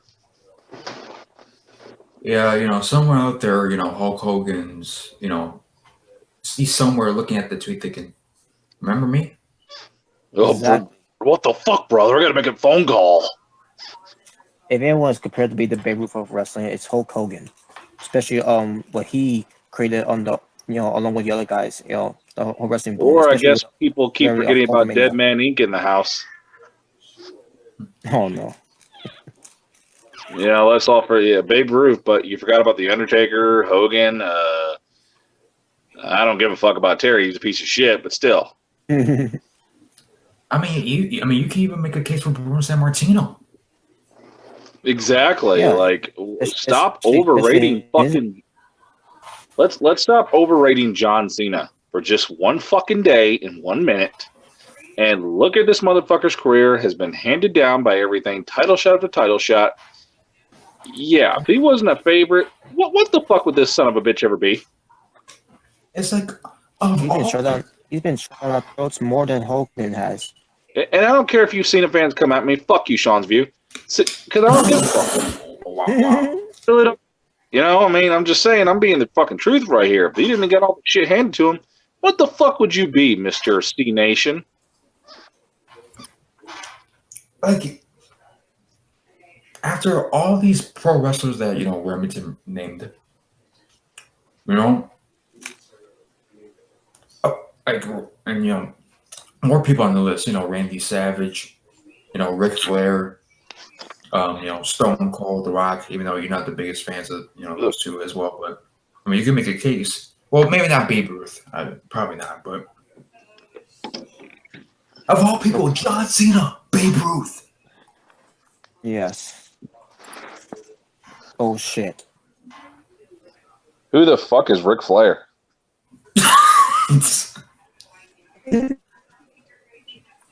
Oh, that old bastard with his crooked teeth. And his old bastard friends. Damn. You should have took the money to fix your old crooked teeth, Flair.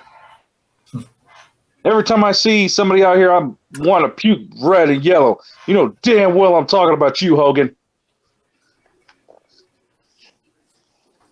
Let's talk about a real legend. It's called the Big Bad Booty Daddy. Oh, yeah. Give me your fucking mic. I'm the baddest son of a bitch that ever lived.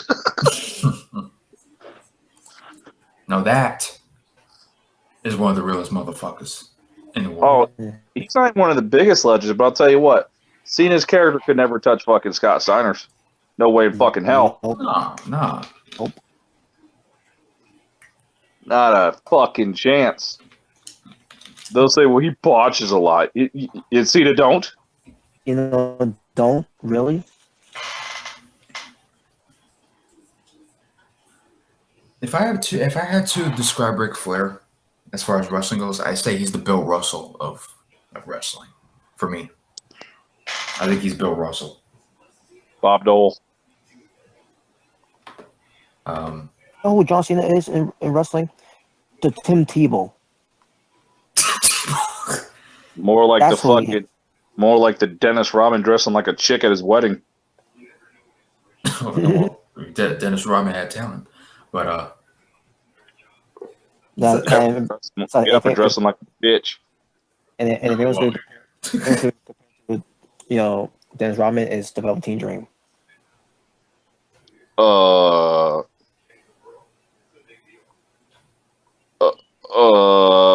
No comment. Is it John Cena? You're not even LeBron. You're a wrestler. You're not even LeBron. Maybe as far as overratedness, I guess, but the following announcement has been paid for by the New World Order. The Asylum. But like, come on, man, babe, John Cena. Like, what? Either Vince is trolling like a motherfucker, or he truly believes this. If you ain't trolling, man, those are some fucking damn good drugs. Exactly. Yeah. Vince give me some good shit, Vince. I want that fucking drugs. No, must be too much supplements. He has shot strap his ass. Now, do you know why? Here's my theory on this. You know why I think he thinks John Cena as the Babe Ruth of wrestling? Because he's got a great ass. And he sells merch. Maybe in his mind, yeah. Because he's one of the rare big superstars. Not comparison to the biggest legends ever, but his top guys to never leave, to always have been there. Until now, all of a sudden, Cena's doing other stuff, but because he's always been Vince's guy. Vince's bitch. Yeah, you can say that too.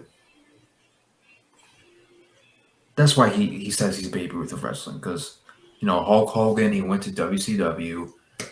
Stone Cold, he quit on WWE at the time back in 2002. Yeah, he quit. He's a piece of shit.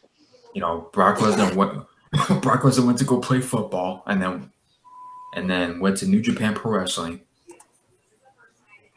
The Rock went Hollywood, which how ironic because Cena's doing the same fucking thing. NMD, no more Dwayne. Here's the difference. Cena's movies are not box office, selling out basically like The Rock is.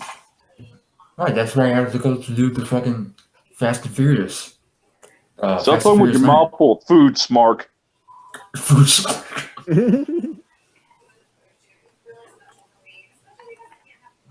But yeah, that's why, because his movies are, they suck. He has to go to Fast and Furious, one of the biggest franchises in movie history. So yeah, I'll give him something to suck. I'm sure you will. Yeah. Big Mac attack. But yeah, what are you guys' thoughts on this bullshit? Well, I rate for my review at the time. Well, you already said it. Bullshit. Yeah, I already talked about for my review of WrestleMania at the time, and then also with the Asylum or for the WrestleMania thing. Like he ain't no Babe Ruth of wrestling and all that. Like and because he's fucking garbage. He doesn't compare to any other greats. Like I said earlier too, but Hulk Hogan, is the one who's really the Babe Ruth of wrestling due to the popularity he had. And that even then, that's pushing a little bit with me because I fucking hate Hogan. But Hogan over Cena any day. Mm-hmm.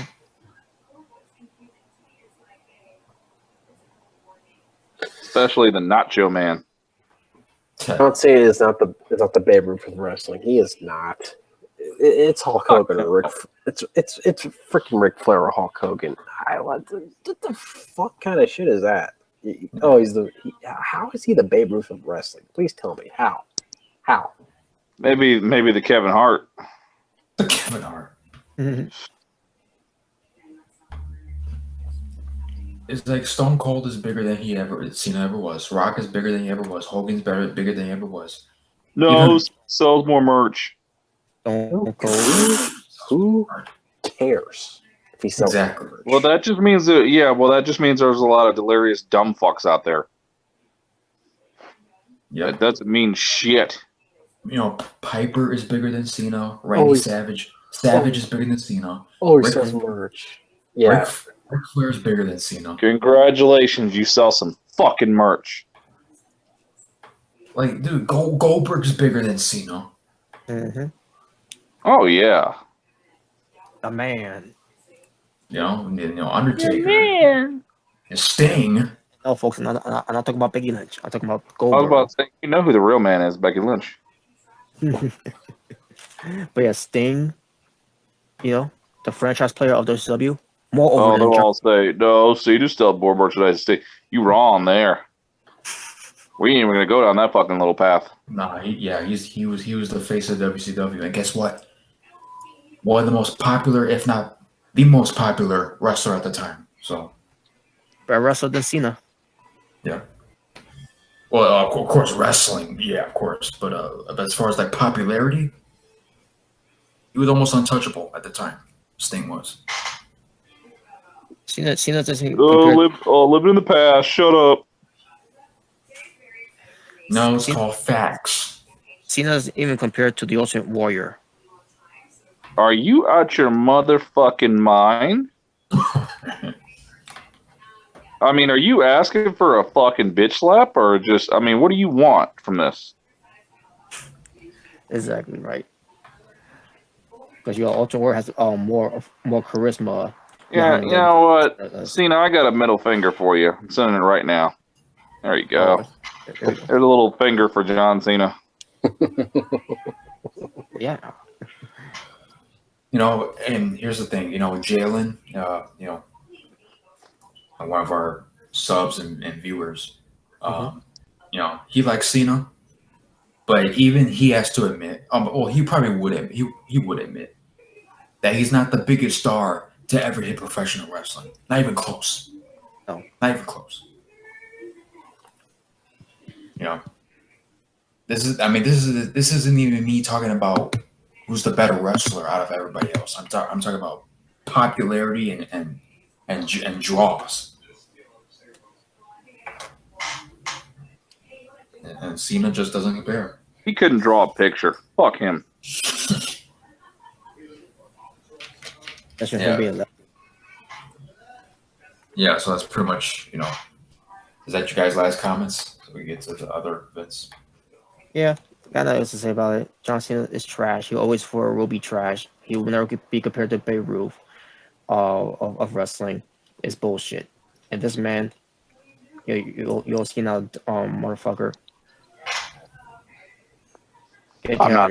See now, I tell the truth, you cocksucker.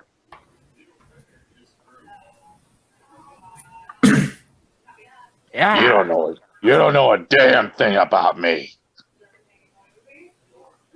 I know you're out of touch. Oh, I know how to touch. Oh. Well, here's the next Vince McMahon topic here. Yeah, Big Mac attack. Okay, I think I know about it, but let me hear from you. Okay, so WWE has a problem. Actually, the sports entertainment giant has a number of them. Fans are tuning in out in droves as both Monday Night Raw and SmackDown Live has shed hundreds of thousands of viewers over the past few years. Anyway, ratings for the flagship show on Monday night are down 14%, nearly matched by a 13% dip on Tuesday nights. They also dropped, also being reflected in attendance at live events, which has declined by 11%, and merchandise sales, which are down 11%. The company partly blames the latter on its attendance woes. It doesn't take a business degree to figure out that fewer fans watching on TV and even fewer paying to go to the shows and buy merchandise means less money for the company. Revenue was down 3%, and the company posted an operating income loss of nearly $7 million for the first quarter of the year, compared to a gain of $22 million during the same time last year. Wall Street wasn't swallowing that WWE was cooking as investors laid the smackdown on share prices. Shut up. Which plummeted more than 13% by the close of trading. In terms of slumping television ratings, the company feels that its current predicament could largely be chalked up by a bevy of talent absences due to injuries and other factors. So here's what Vince McMahon had to say. Eat a dick. Yeah, we had a very unusual situation in terms of top talents as well as mid-card talents being out. Really? Oh my gosh. Is So that what he's saying? Seriously, Vince? Oh my gosh. So he said we had a very unusual situation in terms of top talents as well as mid-card talents being out. That's the first excuse. Some 15 talents were out. Yeah, some 15 talents were out during the course of that period. Yeah, that's fucking great. Shut the fuck up. When you don't have talent, you don't have storylines. He must be talking about his bedroom life. It's like even when you do have talent, you don't have storylines, so or good storylines. So that's a stupid excuse. Yeah, there's not much people on the roster. Well, the people on the roster that you have anyway, you don't do shit with them anyway. Stop pulling your dick out and scaring them. Well, that could be a reason too. When you don't have storylines, you're not going to do that well in terms of live events and television ratings. It was like a cascade of things that happened. Among those who stepped aside from were top stars like Roman Reigns. Yeah, not really. As he battled a reoccurrence of leukemia. John Cena, meanwhile, continues to make here and there appearances for the company. McMahon is confident that things will begin to rebound for WWE as those talents return. Yeah, okay. Whatever. Yeah, play some pocket poodle. He also says hopeful that the new talent that was created during their absence will help correct the ship. Yeah, if you use them right. Additionally, the company is taking steps to better improve its overall product and win back fans. WWE's opening acknowledged, yada yada yada. Nonetheless, the company still has to work. Okay. Yeah, we've hired new people on our writing team. Oh boy. Okay, so that's gonna be the scapegoat. They are really going to help us in terms of television ratings, and digital and social. We've got a new team in terms of live events that just started now. So will live events continue on an upward trend. Yeah, cool story, old man. I got a little something for Vince right here. I'm just going to post this in the chat. Oh, jeez. Post a nice little gift.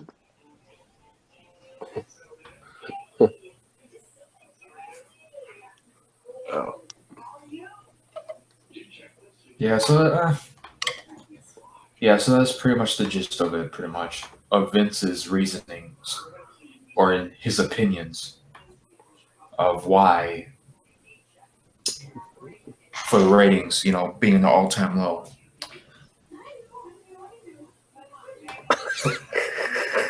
Yep. So, let me get this straight. So, your reasoning as to why the ratings are at an all-time low, it's because some talents. Oh yeah. Punch him in the face. It's because some talents are on the shelf, and they're not on TV. It's like what kind of excuse is that? You're blaming it on the wrestlers not being there. Yeah, there's no wrestlers, there's no storylines. What the fuck kind of shit is that? There is a storyline. These nuts. Oh, man. And you wonder why these wrestlers are on the shelf? Because they're always on the road, busting their asses in house shows and everything, getting hurt. They don't get any off seasons. Yeah. But that's a dumbass excuse of why that's why they're losing viewership and everything.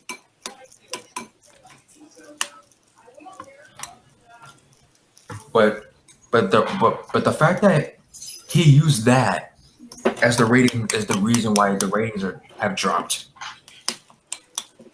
Well, what's your excuse for X amount of years that the ratings have been going downward? You went from the 4s to the 3s to the 2s. I don't fucking know. Ask Linda.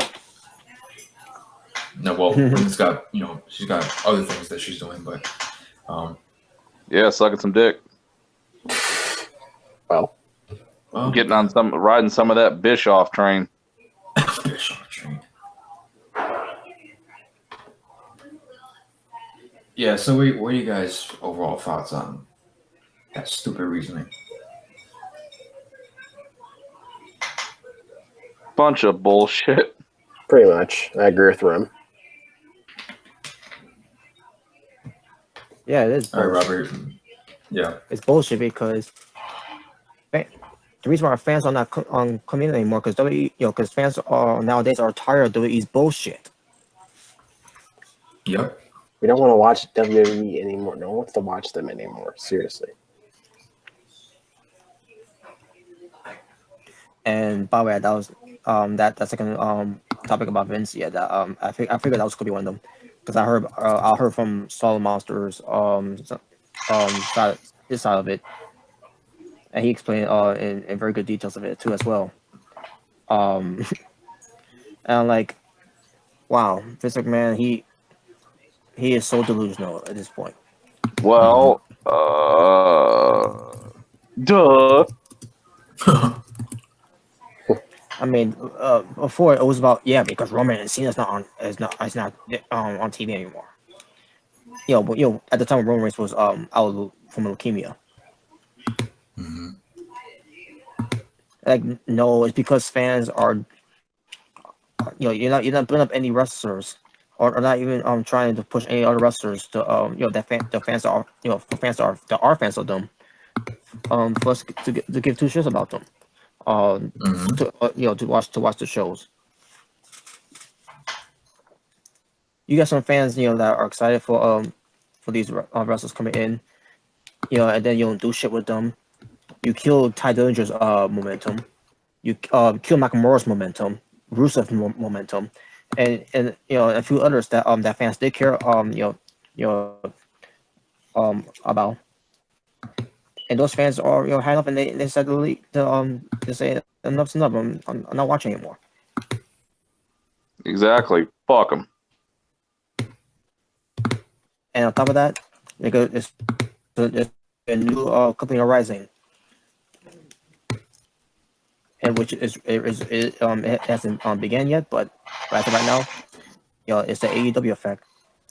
When fans are sick and tired of WWE's bullshit now, they'll be leaving and watching something else that doesn't insult their intelligence and actually push wrestlers that will get a better a better booking and a better basically a better a better product basically because they don't have it anymore, and it's all because Vince McMahon is still around and he's never gonna change.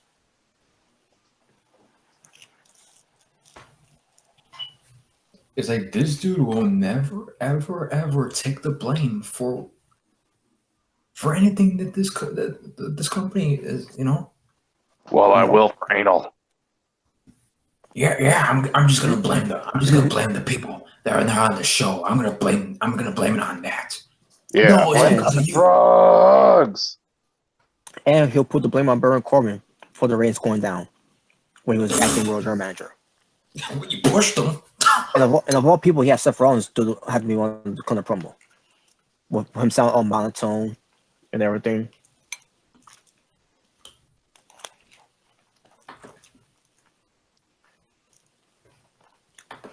This man is truly out of touch. And all this mine. Mm-hmm. Yeah, I'm gonna add another 6 months to Luke Harper's contract. Yeah, it's like, if you like pina coladas.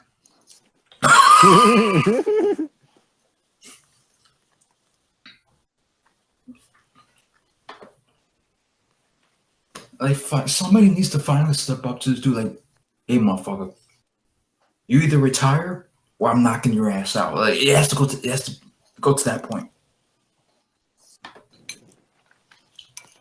Bullshit. Vince needs to go. Yeah, go take a dump. Go do something. Get the fuck out of here.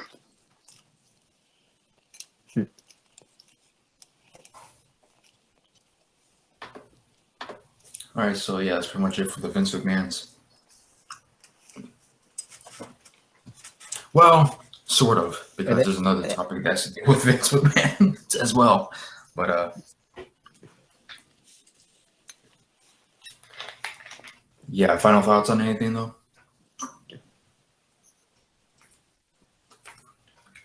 I want to say that this man was a dumb motherfucker for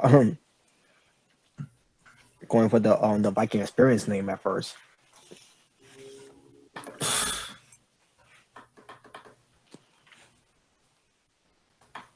because people are not there. Even when they are there, you don't do shit Yeah, with like them. Apollo Crews. Yeah.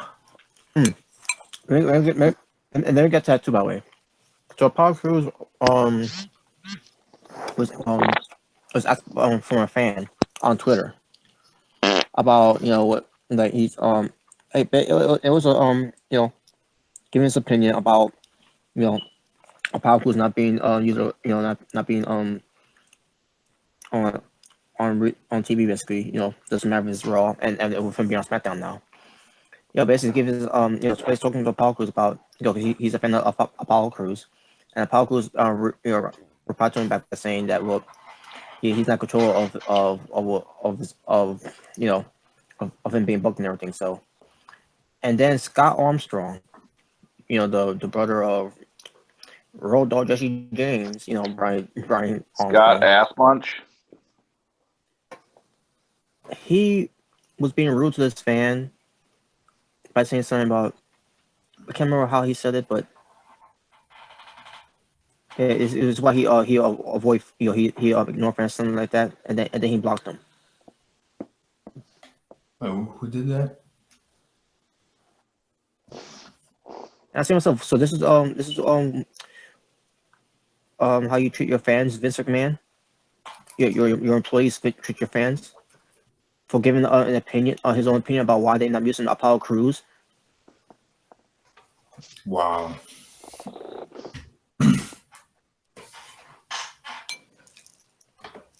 I see these people literally cannot take criticism.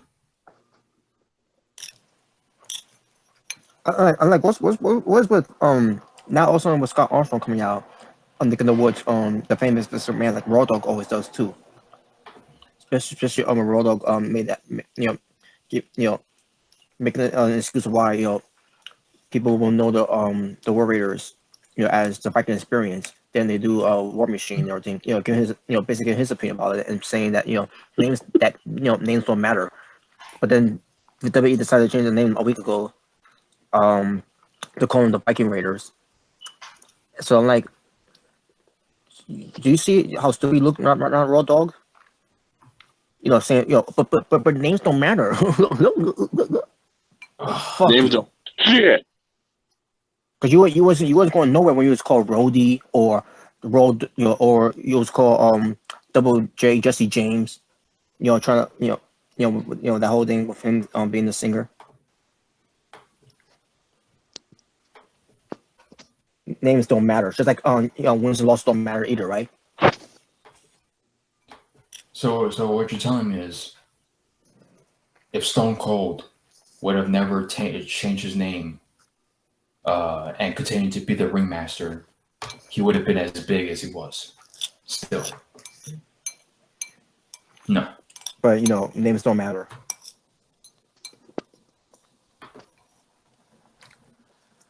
What's next, Road Dogg? Viewership don't matter. Roadkill. Revenues don't matter.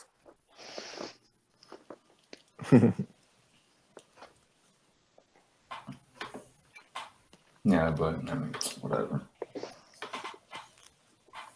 Uh-oh. Right back on steroids again. Fucking rye bitch.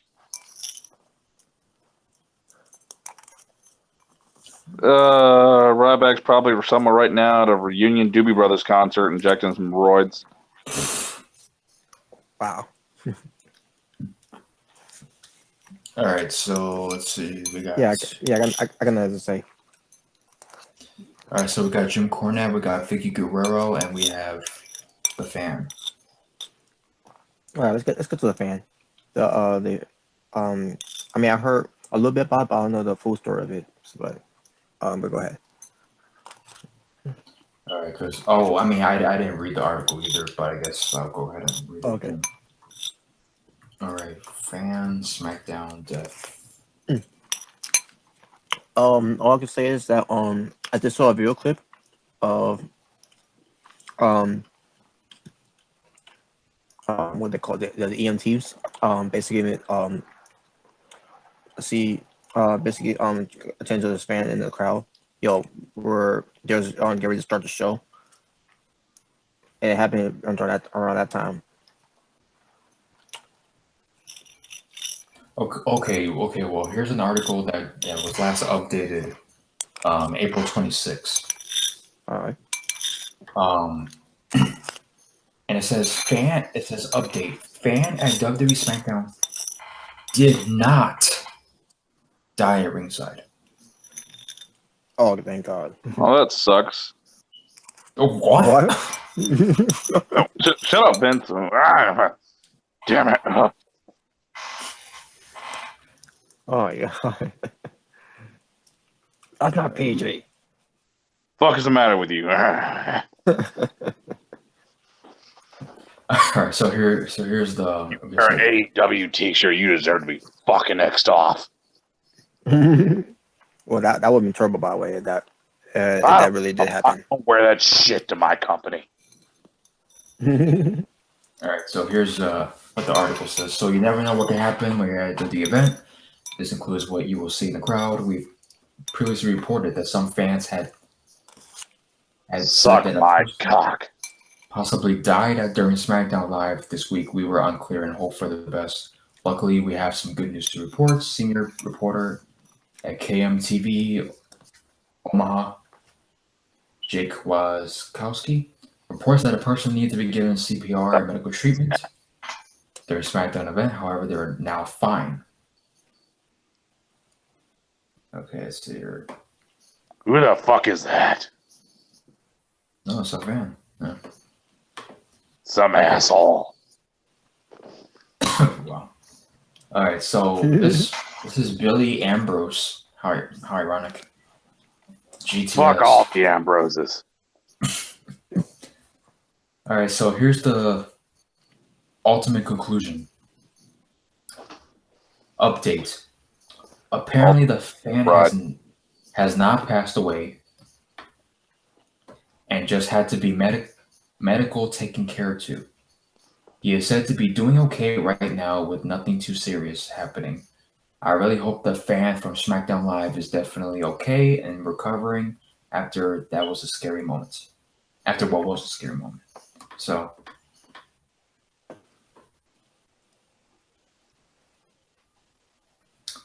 Yep. So pretty much he's alive. So that's good. Oh, so it's a he. Okay. Yep. I was about to say, man, that's scary shit.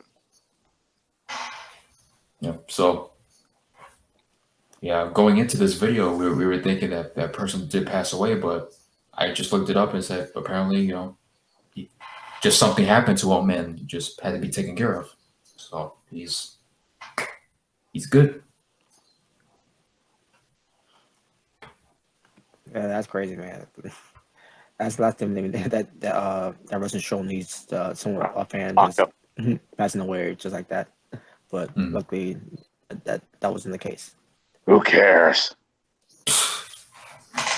Yeah, it's the guy's money. Yeah, I got my money, you fucker. Dude, just imagine Vince McMahon backstage actually saying that. Just imagine that. Yeah. Biggie Mac, I do what the fuck. What surprised me, to be honest. Well, maybe he probably wouldn't say it to anybody's face, but it's probably his mindset. Yeah, I said fuck off. My mind says I'm a fucking legend. In your own mind, but anyway. It's a beautiful mind, dude. Yeah. I do not want to think that, but yeah, take it off. What? It's not beautiful in Prince's mind. Yeah, did you say prison? But yeah, that's pretty much it for the article there. And that was a quick one. Yeah, good thing the fans okay. All right, so we got two more left. We got Jim Cornette and we got Vickie Guerrero. I guess you can go with Vickie Guerrero. Fuck. Okay, so there's a YouTuber, Chris Van Vliet. I think that's the guy. What? Mm-hmm. Chris Van Vliet on YouTube. He does like he interviews wrestlers from time to time and actors. Yep. Yeah. Yeah. He's Oh, if I give a shit. Pretty good. That's it. He, oh, Yeah, Foley. Woo, Chris. So, okay, so supposedly, which I think was kind of a dick move for him to, because the way he titled the article, or not the article, his video on his YouTube channel. Let me go to his YouTube channel. Let's see, Chris Van Vliet, Vicky. Deletion. Yeah, some of these people, they make money off this shit. So No shit. okay, so the name of the title was Vickie Guerrero, Chris Benoit should be in the Hall of Fame. And it says Eddie Guerrero, Sasha Banks, Eddie English. So Vickie Guerrero. Oh, I don't give a shit. Ah. And also, apparently, Eddie English is dating the Guerrero's daughter. Not just dating, married. Yeah, married to. So he's getting plenty of intercourse. Yeah, married to Eddie Guerrero's and Vicky's daughter. Plenty of fellatio. Shaw Guerrero. Yeah. Who was once called Raquel Diaz in WWE. Rich bitch. What was that? What do they call it when Chavo Guerrero? He colored his hair blonde. Like, who was he called again? Curran White. Curran White. Yes. What the fuck? Yeah, and Dolph Ziggler was his cabbie. I think what was cabbie? Chavo Guerrero trying to be a white guy or some shit. Yeah, that's nice. Fuck off. How funny! The video below it says Dolph Ziggler and Vicky : the Spirit Squad being Curran White's caddy. So basically, this was right there. Yeah, caddy. There you go. That's Dolph Ziggler and Vicky's colon. What? But so basically, supposedly in the interview, Vickie Guerrero said that that she would like to see Chris Benoit in the Hall of Fame. What the fuck is the matter with you? Now, she did explain why she believes why he should go in the Hall of Fame. Yeah, and I want to explain why you eat too many fucking hoagies. Oh God! Excuse me. And excuse me, bitch. Oh God. Well, the thing with Vicky, when it pertains to Chris Benoit, I can see her actually saying that, and here's why. Mm-hmm. Because we all know the history between Eddie Guerrero and Chris Benoit. They were best of friends in wrestling. So, and they knew each other's families. So you explained it too in that interview. Yeah. So I could see Vicky saying that, although I don't agree. I don't think Benoit there should be any discussion of having Benoit go in the Hall of Fame. But at the same time, I can see her saying that opposed to just a fan saying that. You know what I'm saying? Because there's some of these fans some of these people are like, oh, but he was a great wrestler. He was this, he was that, and it's like, no. Stop. It doesn't matter. What he did was messed up.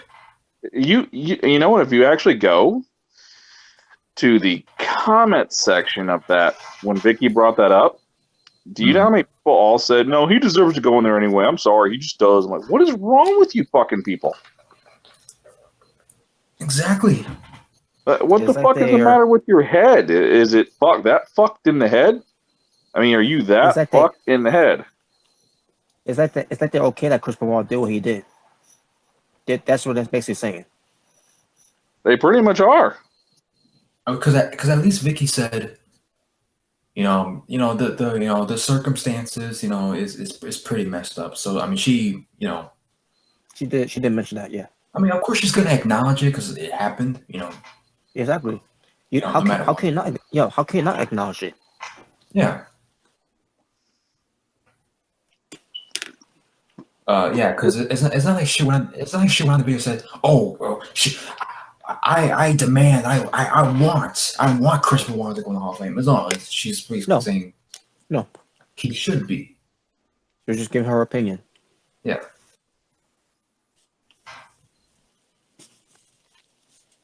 Yeah, but of course, this Chris guy is gonna go ahead and clickbait and make that as the title. Pretty much. I thought it was gonna be the first thing that was gonna come up when I first watched the video, but it didn't came across until like about a few minutes later, basically almost like at the end of it, almost like basically almost at the end of it. Yeah, because there are a bunch of articles and like there's some videos, with that title, Vickie Guerrero, Chris Benoit should be in the Hall of Fame. Like everybody's just running with it. Mm-hmm. And are you? Hey, retards! Well, it's okay. He should be in there. Yeah, let's just completely forget about what he did. Completely, yeah. Who cares? Fuck it. Why not? Let's put some serial killers in that bitch. Why not? Go ahead. Yeah, and here's the thing. When I was doing some past reviews on Facebook Live, basically where everything's to WrestleMania or wherever. Yeah. I always say, where it comes across to Chris Benoit, I always say this, despite what he did in 2007, where it pertains to WrestleMania 20 or whatever, he had a great match and everything, all that, and he was indeed a great wrestler. But at the same time, once you see what he did in 2007, I had to say that someone based on what he did to his wife, his son, and his son, and then he said to take the cowboy out and kill himself. I'm like, this man should never be honored to be in the Hall of Fame after what he did. Mm-hmm. Great wrestler, but what he did doesn't mean that he should go in the Hall of Fame. Yep, everything that he accomplished in wrestling went out the fucking window when he did that. So yep, pretty much. After that, it was just, fuck you.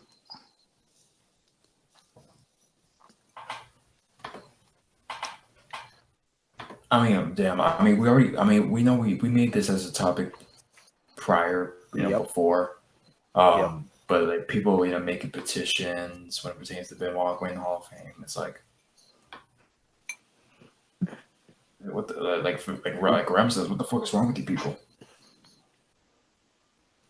Yeah, I don't get it. Like, are you that fucked in the head?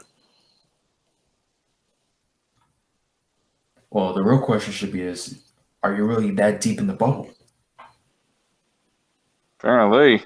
Stupid fucks. Like, they can't separate wrestling and reality. They really can't.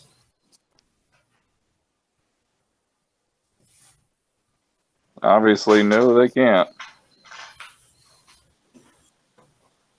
Benoit, when he was still alive, he was one of my favorite wrestlers of all time. But even though he's still on the list, but as far as the Hall of Fame and my overall way of thinking pertains to Benoit, I have a whole different perspective now. So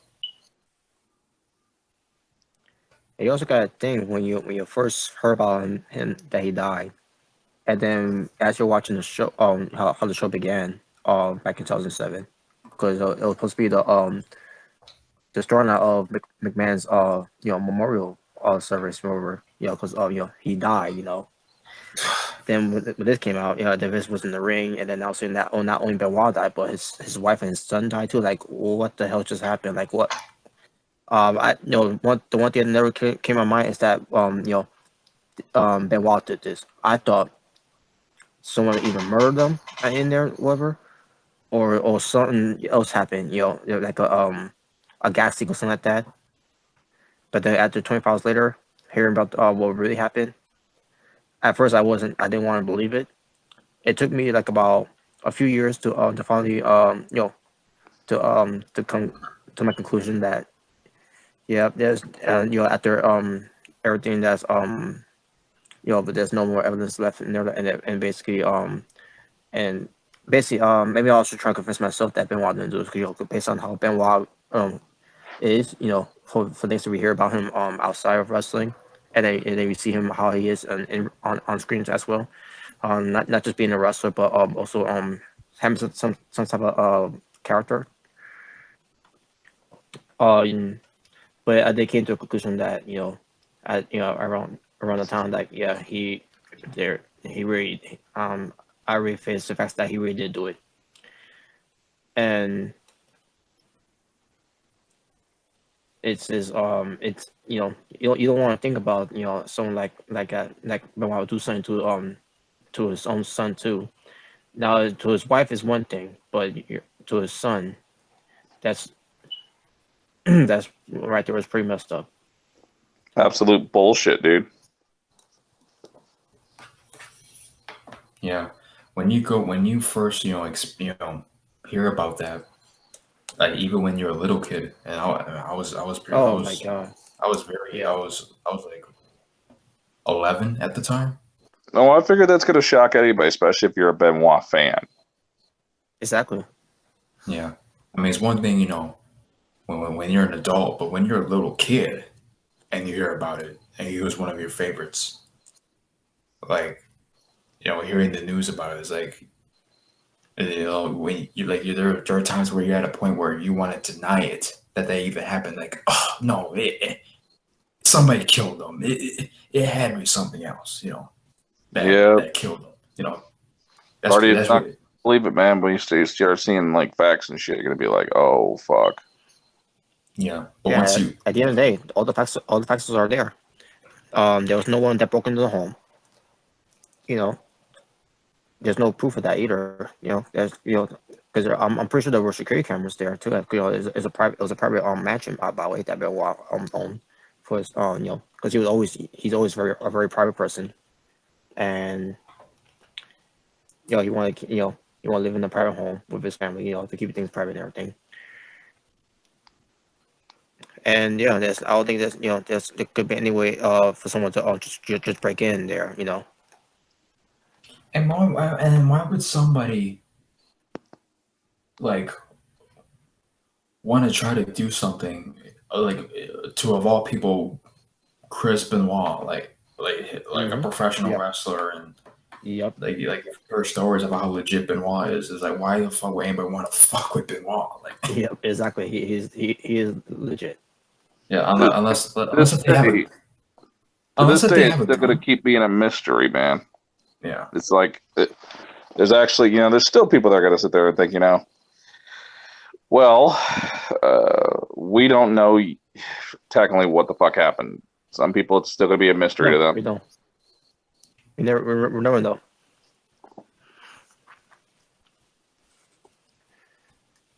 Unfortunately, there were no cameras in the house. Just to know anything about it. Yeah. Otherwise, otherwise it would have been clear today. If there was any if there was any security cameras in the house, that we would know the true story behind it. But the fact is there wasn't. Yeah, and there's people that are like, oh, it was Kevin Sullivan who did it. It's like, man, get the fuck out of it. Well, when there's a murder, there's always traces of DNA, hair particles, all that shit. I mean, would we have found a little something? Yeah, we would know about that by now, but there isn't. All the evidence, all the not evidence, investigations. Well, I guess you could say evidence too as well. They just came up with the conclusion that Benoit killed his family and then killed himself. hang themselves. Look for traces of semen. Mm-hmm. And I'll never forget the interview that Chris Jericho did with Nancy's sister. That I believe the police as they were investigating the home, they saw on I believe on a computer or laptop, whatever, that Benoit was searching, the fastest way to snap your neck. Obviously, how he killed himself was what he Googled, and basically the police I'm assuming he get that information to the not only to the Benoit family but also to Nancy's family as well. Mm-hmm.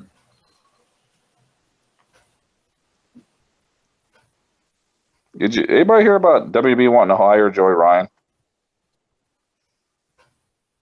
Yeah, I heard about it. Well, at this point, hey, you know what? Have at it, motherfucker. I hope he does. Exactly. That could. You know what? The dick grab will blend in very well with that company. Matter of fact, have the dick grab with New Day. Now, well, you'll have highly possibility of that, but okay, I'm gonna throw something out there. Let's say Joey Ryan did join WWE. Will that finally shut these motherfuckers up on YouTube and social media? People whine and complain about WWE on a weekly basis and not watch any other wrestling. Will this finally shut these motherfuckers up and have them think, okay, you know what? I'm done watching wrestling. No. Because if Joey Ryan were to join the company and people will still watch that, no. I don't believe you motherfuckers. No. Hey, if they support the dick grab, then shame on them. Some of these people, oh, that's why I don't watch the indies, yada yada yada. Well, okay, well, if you went to WWE, what would you do then? Quit watching, or keep watching? You ain't gonna tell me you're a tough motherfucker, and then you're like, oh, I like Joey Ryan. So you like other men grabbing other men's dicks. Well, I mean, not even just that. Like, people who whine and complain about WWE but keep on watching. But, like, if Joey Ryan were to join the company, would that finally make them stop? You'd think it would, but not really. Yeah. I mean, it's pure speculation, but... These stupid motherfuckers.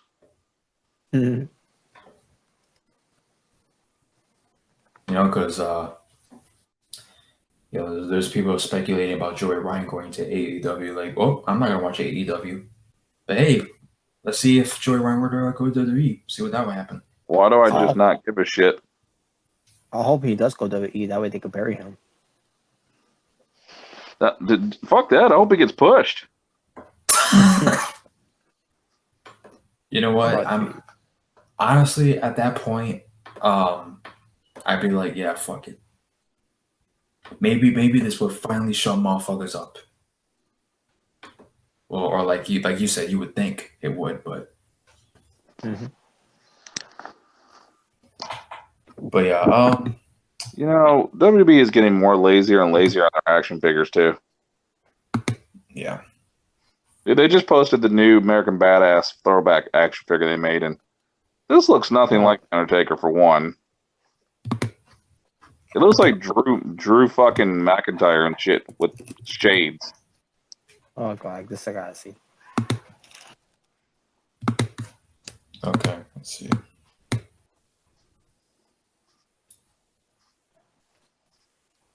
By the way, I would like to screen share something for you guys. Yeah, so let's go ahead and what the fuck is that? Yep. So here's the screen sharing right here. Oh my.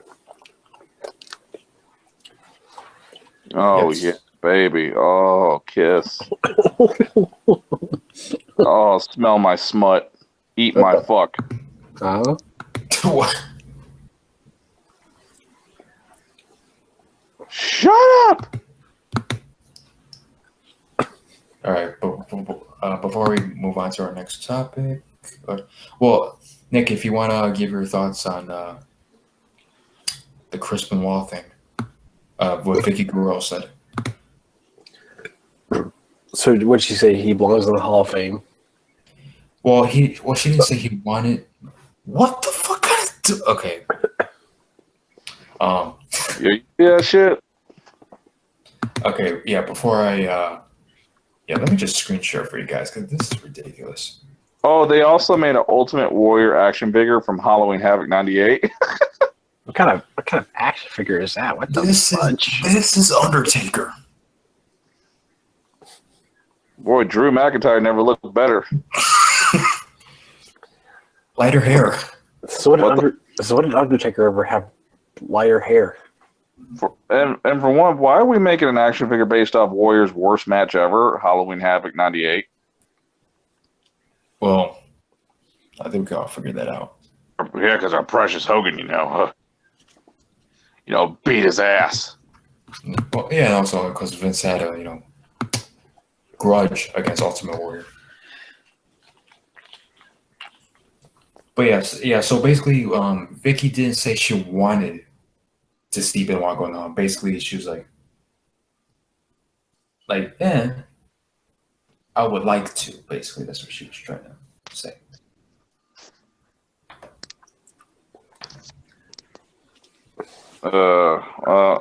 Same shit. Yeah, I don't really know how to respond to that. Yeah, and I basically just want you to do a diet. Well, damn. Becky, I got some advice for you. Eat a salad. Excuse me. No, excuse me, you fat ass.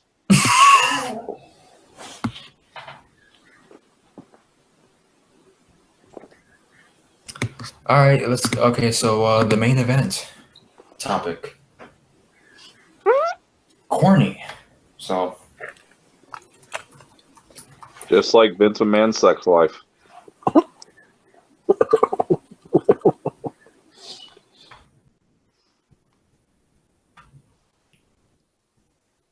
Okay, where's this? Okay. I'm going to the article right now. Fuck your article.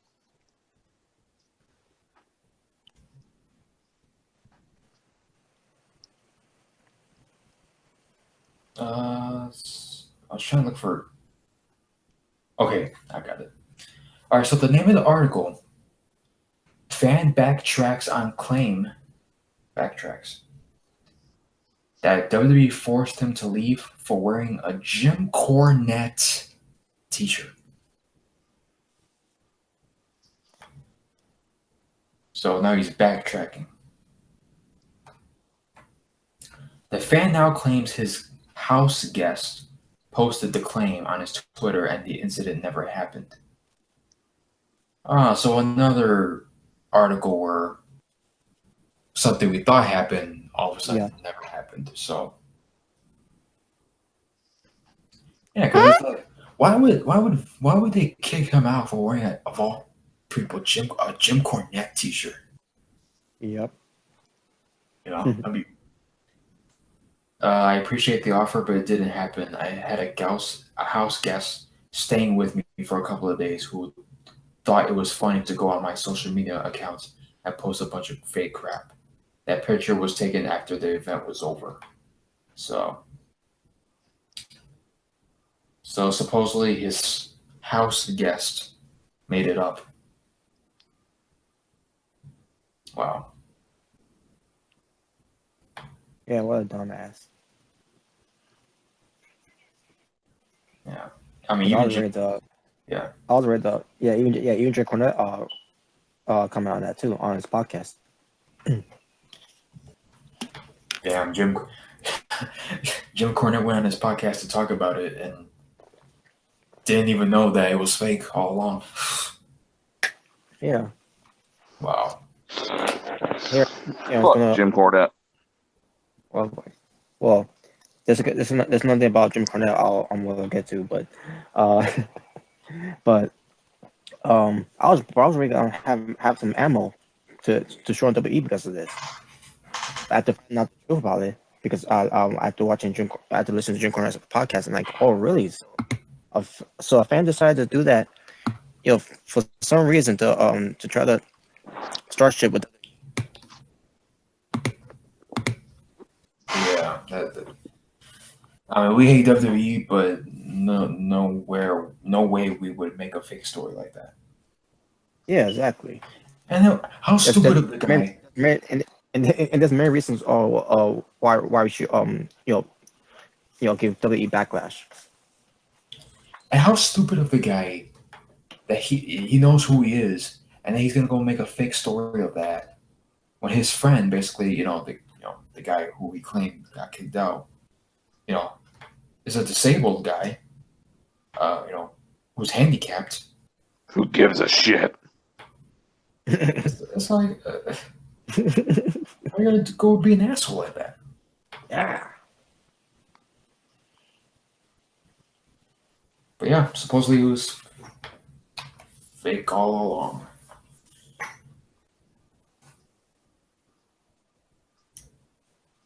Yep. So that's pretty much the gist of it. But here's another thing about Jim Cornette. Now we got that out of the way. It's fat. So, have you guys heard about? I believe this is. I'm assuming it was on this channel called. It's not. I don't think it's just on TV. I think it's also on YouTube as well. Last I've seen. I think it's something called Vice. I got. Look it up again. Because I was looking up something about Bruiser Brody, because I was basically doing some documentary about Bruiser Brody, and I'm assuming one of them was about Dino Bravo and Gino Hernandez, the Von Erichs, the Montreal Screwjob, Macho Man and Miss Elizabeth story. I'm trying to remember exactly. Well, okay, hold on a second. I think I found it.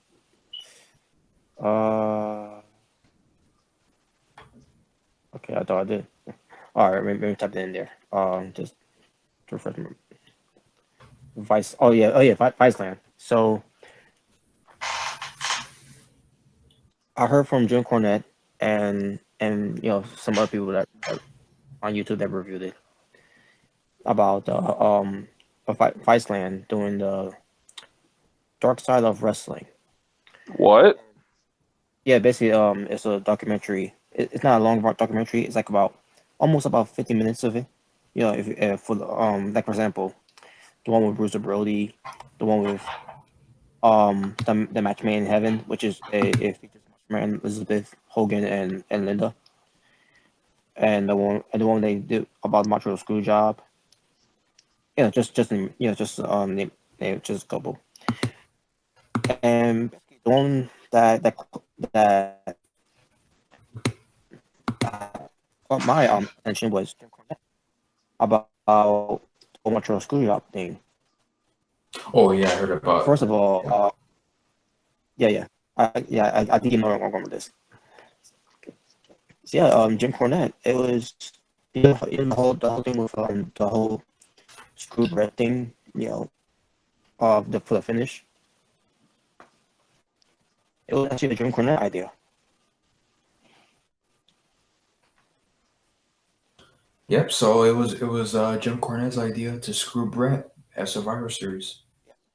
Now he said on his podcast that he apologized, but he's like, but he didn't think that Vince McMahon would, he explained on his podcast that he never sweat any of my ideas except for that one time from the cell where Kane debuts, to pull the doors out of the hinges and all that. I got a good one for Vince McMahon. There we go. I got a good one for Vince McMahon. There's a little something for him. Okay.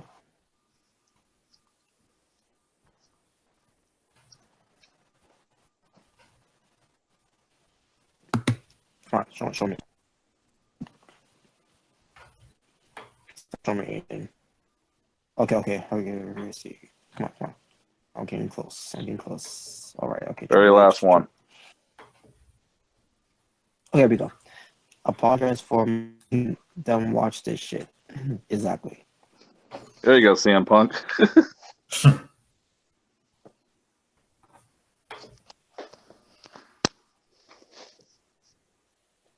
So yeah, because just everything how it transpired too. Last time ever. Oh no, hold on, minute player. We're gonna have a tag team match. Get the fuck out of here. Yeah, 6-man tag team, player. Holla, holla, holla. Holla, holla. Holla, holla. Shut the fuck up. It's the Mac Militant coming to get on, player.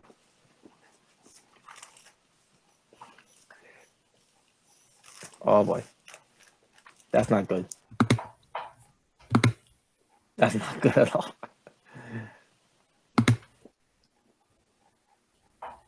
Oh, that's messed up. Fucking truth. Fucking truth. I rather see Storm go super kick that little girl.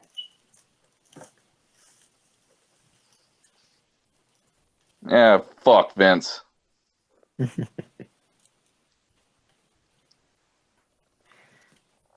But Vince, he went with Jim Cornette's idea for just to screw over Bret Hart, because Jim Cornette likes Bret Hart, and not just Bret Hart, but on the entire Hart family and everything. In a non-sexual way. Yeah. And he didn't want to screw Bret, but he didn't think that that Vince McMahon was going to go with his ideas, because he never goes for his ideas. And he's like, and he basically just kept saying, he went a little out of control by saying he never want any of my ideas, and he goes for this idea on the idea that of screwing Bret. That's the one idea I didn't want him to go through. And then you got Vince Russo. I'm assuming he was trying to take credit. He was trying to take credit of saying it was my idea. Yeah, I'm pretty sure it was. Oh yeah, Jim. Yeah, Jim has gone on record like years ago saying that. Oh, Vince took credit. No. He didn't know what a double cross was. No. The dumb bitch. He's not smart enough to know how to screw anyone over. Yeah. Well, except for WCW at the very end. Oh god. Yeah. But Jim Cornette, it was his accidental idea that's what led to the whole screw job that happened with Bret Hart. And there were other guys that were on there too, like Earl Hebner. For some reason, Scott Hall was on there. Bret Hart was on there too. Bret Hart, I think he was on there too as well, if I'm not mistaken. Yeah, actually, he was. I heard about, he was. Oh god. Is he it? God.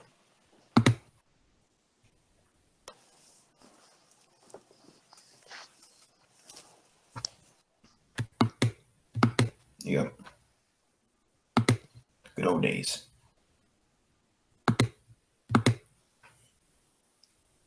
Yeah, so basically about Jim Cornette. But if anyone wants to check it out, you can check it out. They hear their takes on of the whole Montreal Screwjob on Viceland. And again, there's other things too up on there too. For those who, if you're a fan of Bruiser Brody, and it basically will cover about the dark side of the ring, which is going to involve wrestling. But yeah, after I found out that Jim Cornette was involved with that, I never thought he was involved with it. I always thought it was either Triple H saying, if you won't do business, they will do business for him. Yeah, do this. At least, at the time, he went to the point. Instead of taking too long. Yeah, see the point of my cock. Yeah.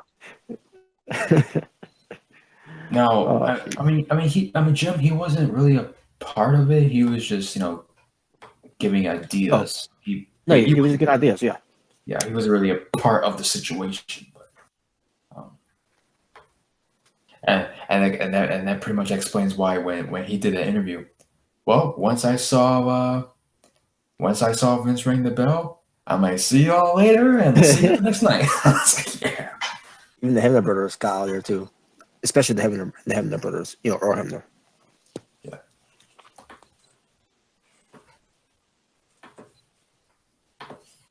But yeah, man, that's crazy. He kind of made it look like it was his idea at the time with that interview. Because the way he was explaining the double cross of how to screw Brett over, yeah, it seemed like he would have been the guy behind it. So I mean, basically, there is who confirmed it. So that's crazy.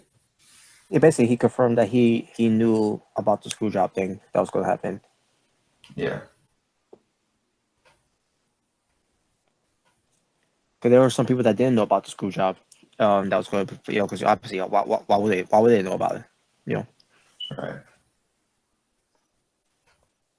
Yeah, I mean, they had to come up with something. Well, there was some people that didn't know about it. They caught them off guard about how they were doing business to Bret Hart, basically. God, fucking Bad News Bear was an ugly motherfucker. Well, he did have a crooked nose.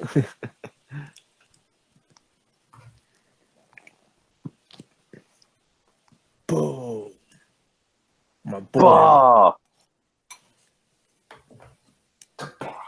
All right. So, any guys here? You guys have any last thoughts before we go off here?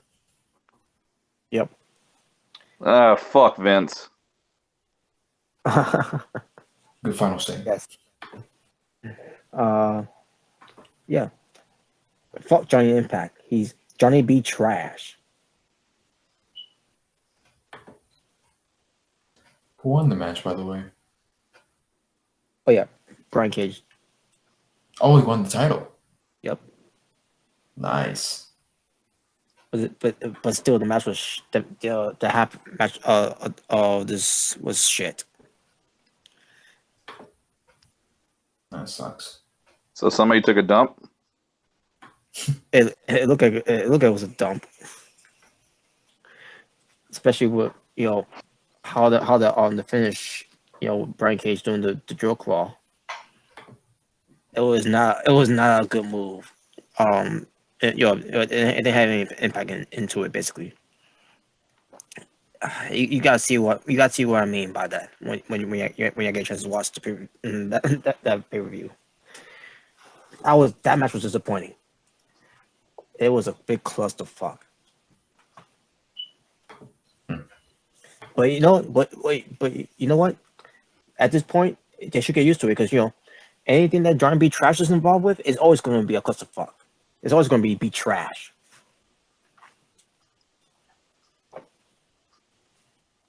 Yeah. All right then. Yeah. Fuck them both. Trash.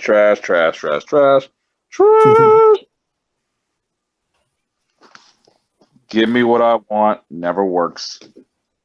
Really doesn't. Doesn't do shit.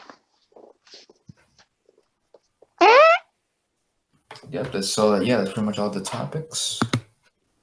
So just like that. Awesome. Yeah. So that was episode 91. So 91, getting close to the 100th anniversary. That one just might as well be a free for all. The 100th anniversary of Monday Night Raw, Michael. Yep. So yeah, that's pretty much what we gotta say about that. A few more videos as usual.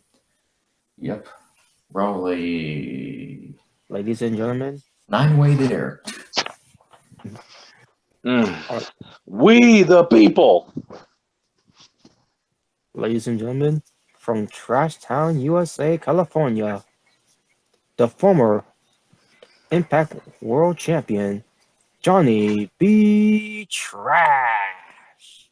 Well, they could lock him up in the same jail cell as the asshole that speared Bret Hart at the Hall of Fame. They could both share the same cock. What the fuck? Damn. Okay then.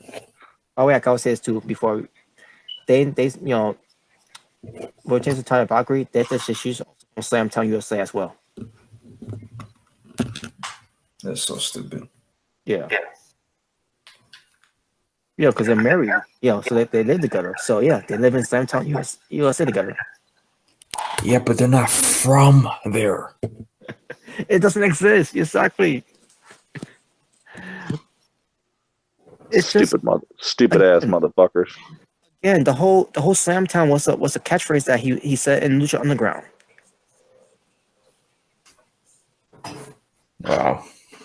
They start Lucha using bitch. Impact, and they start using Impact Wrestling, and then also they started to say, oh yeah, we could call it that we could say that he's from Trash, he's from SlamTown USA. I was gonna say Trash Town, but I say he's from Trash Town.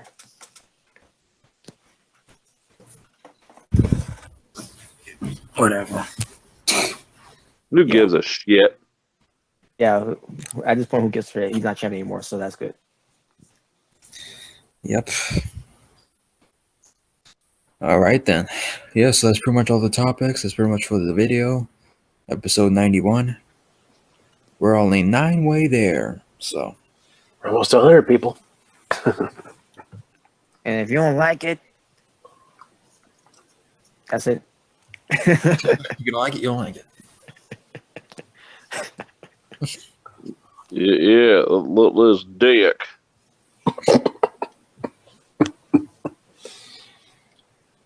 Instead of Becky Lynch saying, "I'll get that little bitch," she says, "I'll get that little bliss." Oh, jeez. Yeah, so I fuck my life. yep. Yeah, so that's pretty much for the video. Thank you guys for watching. And we are out. Fuck you. Penis.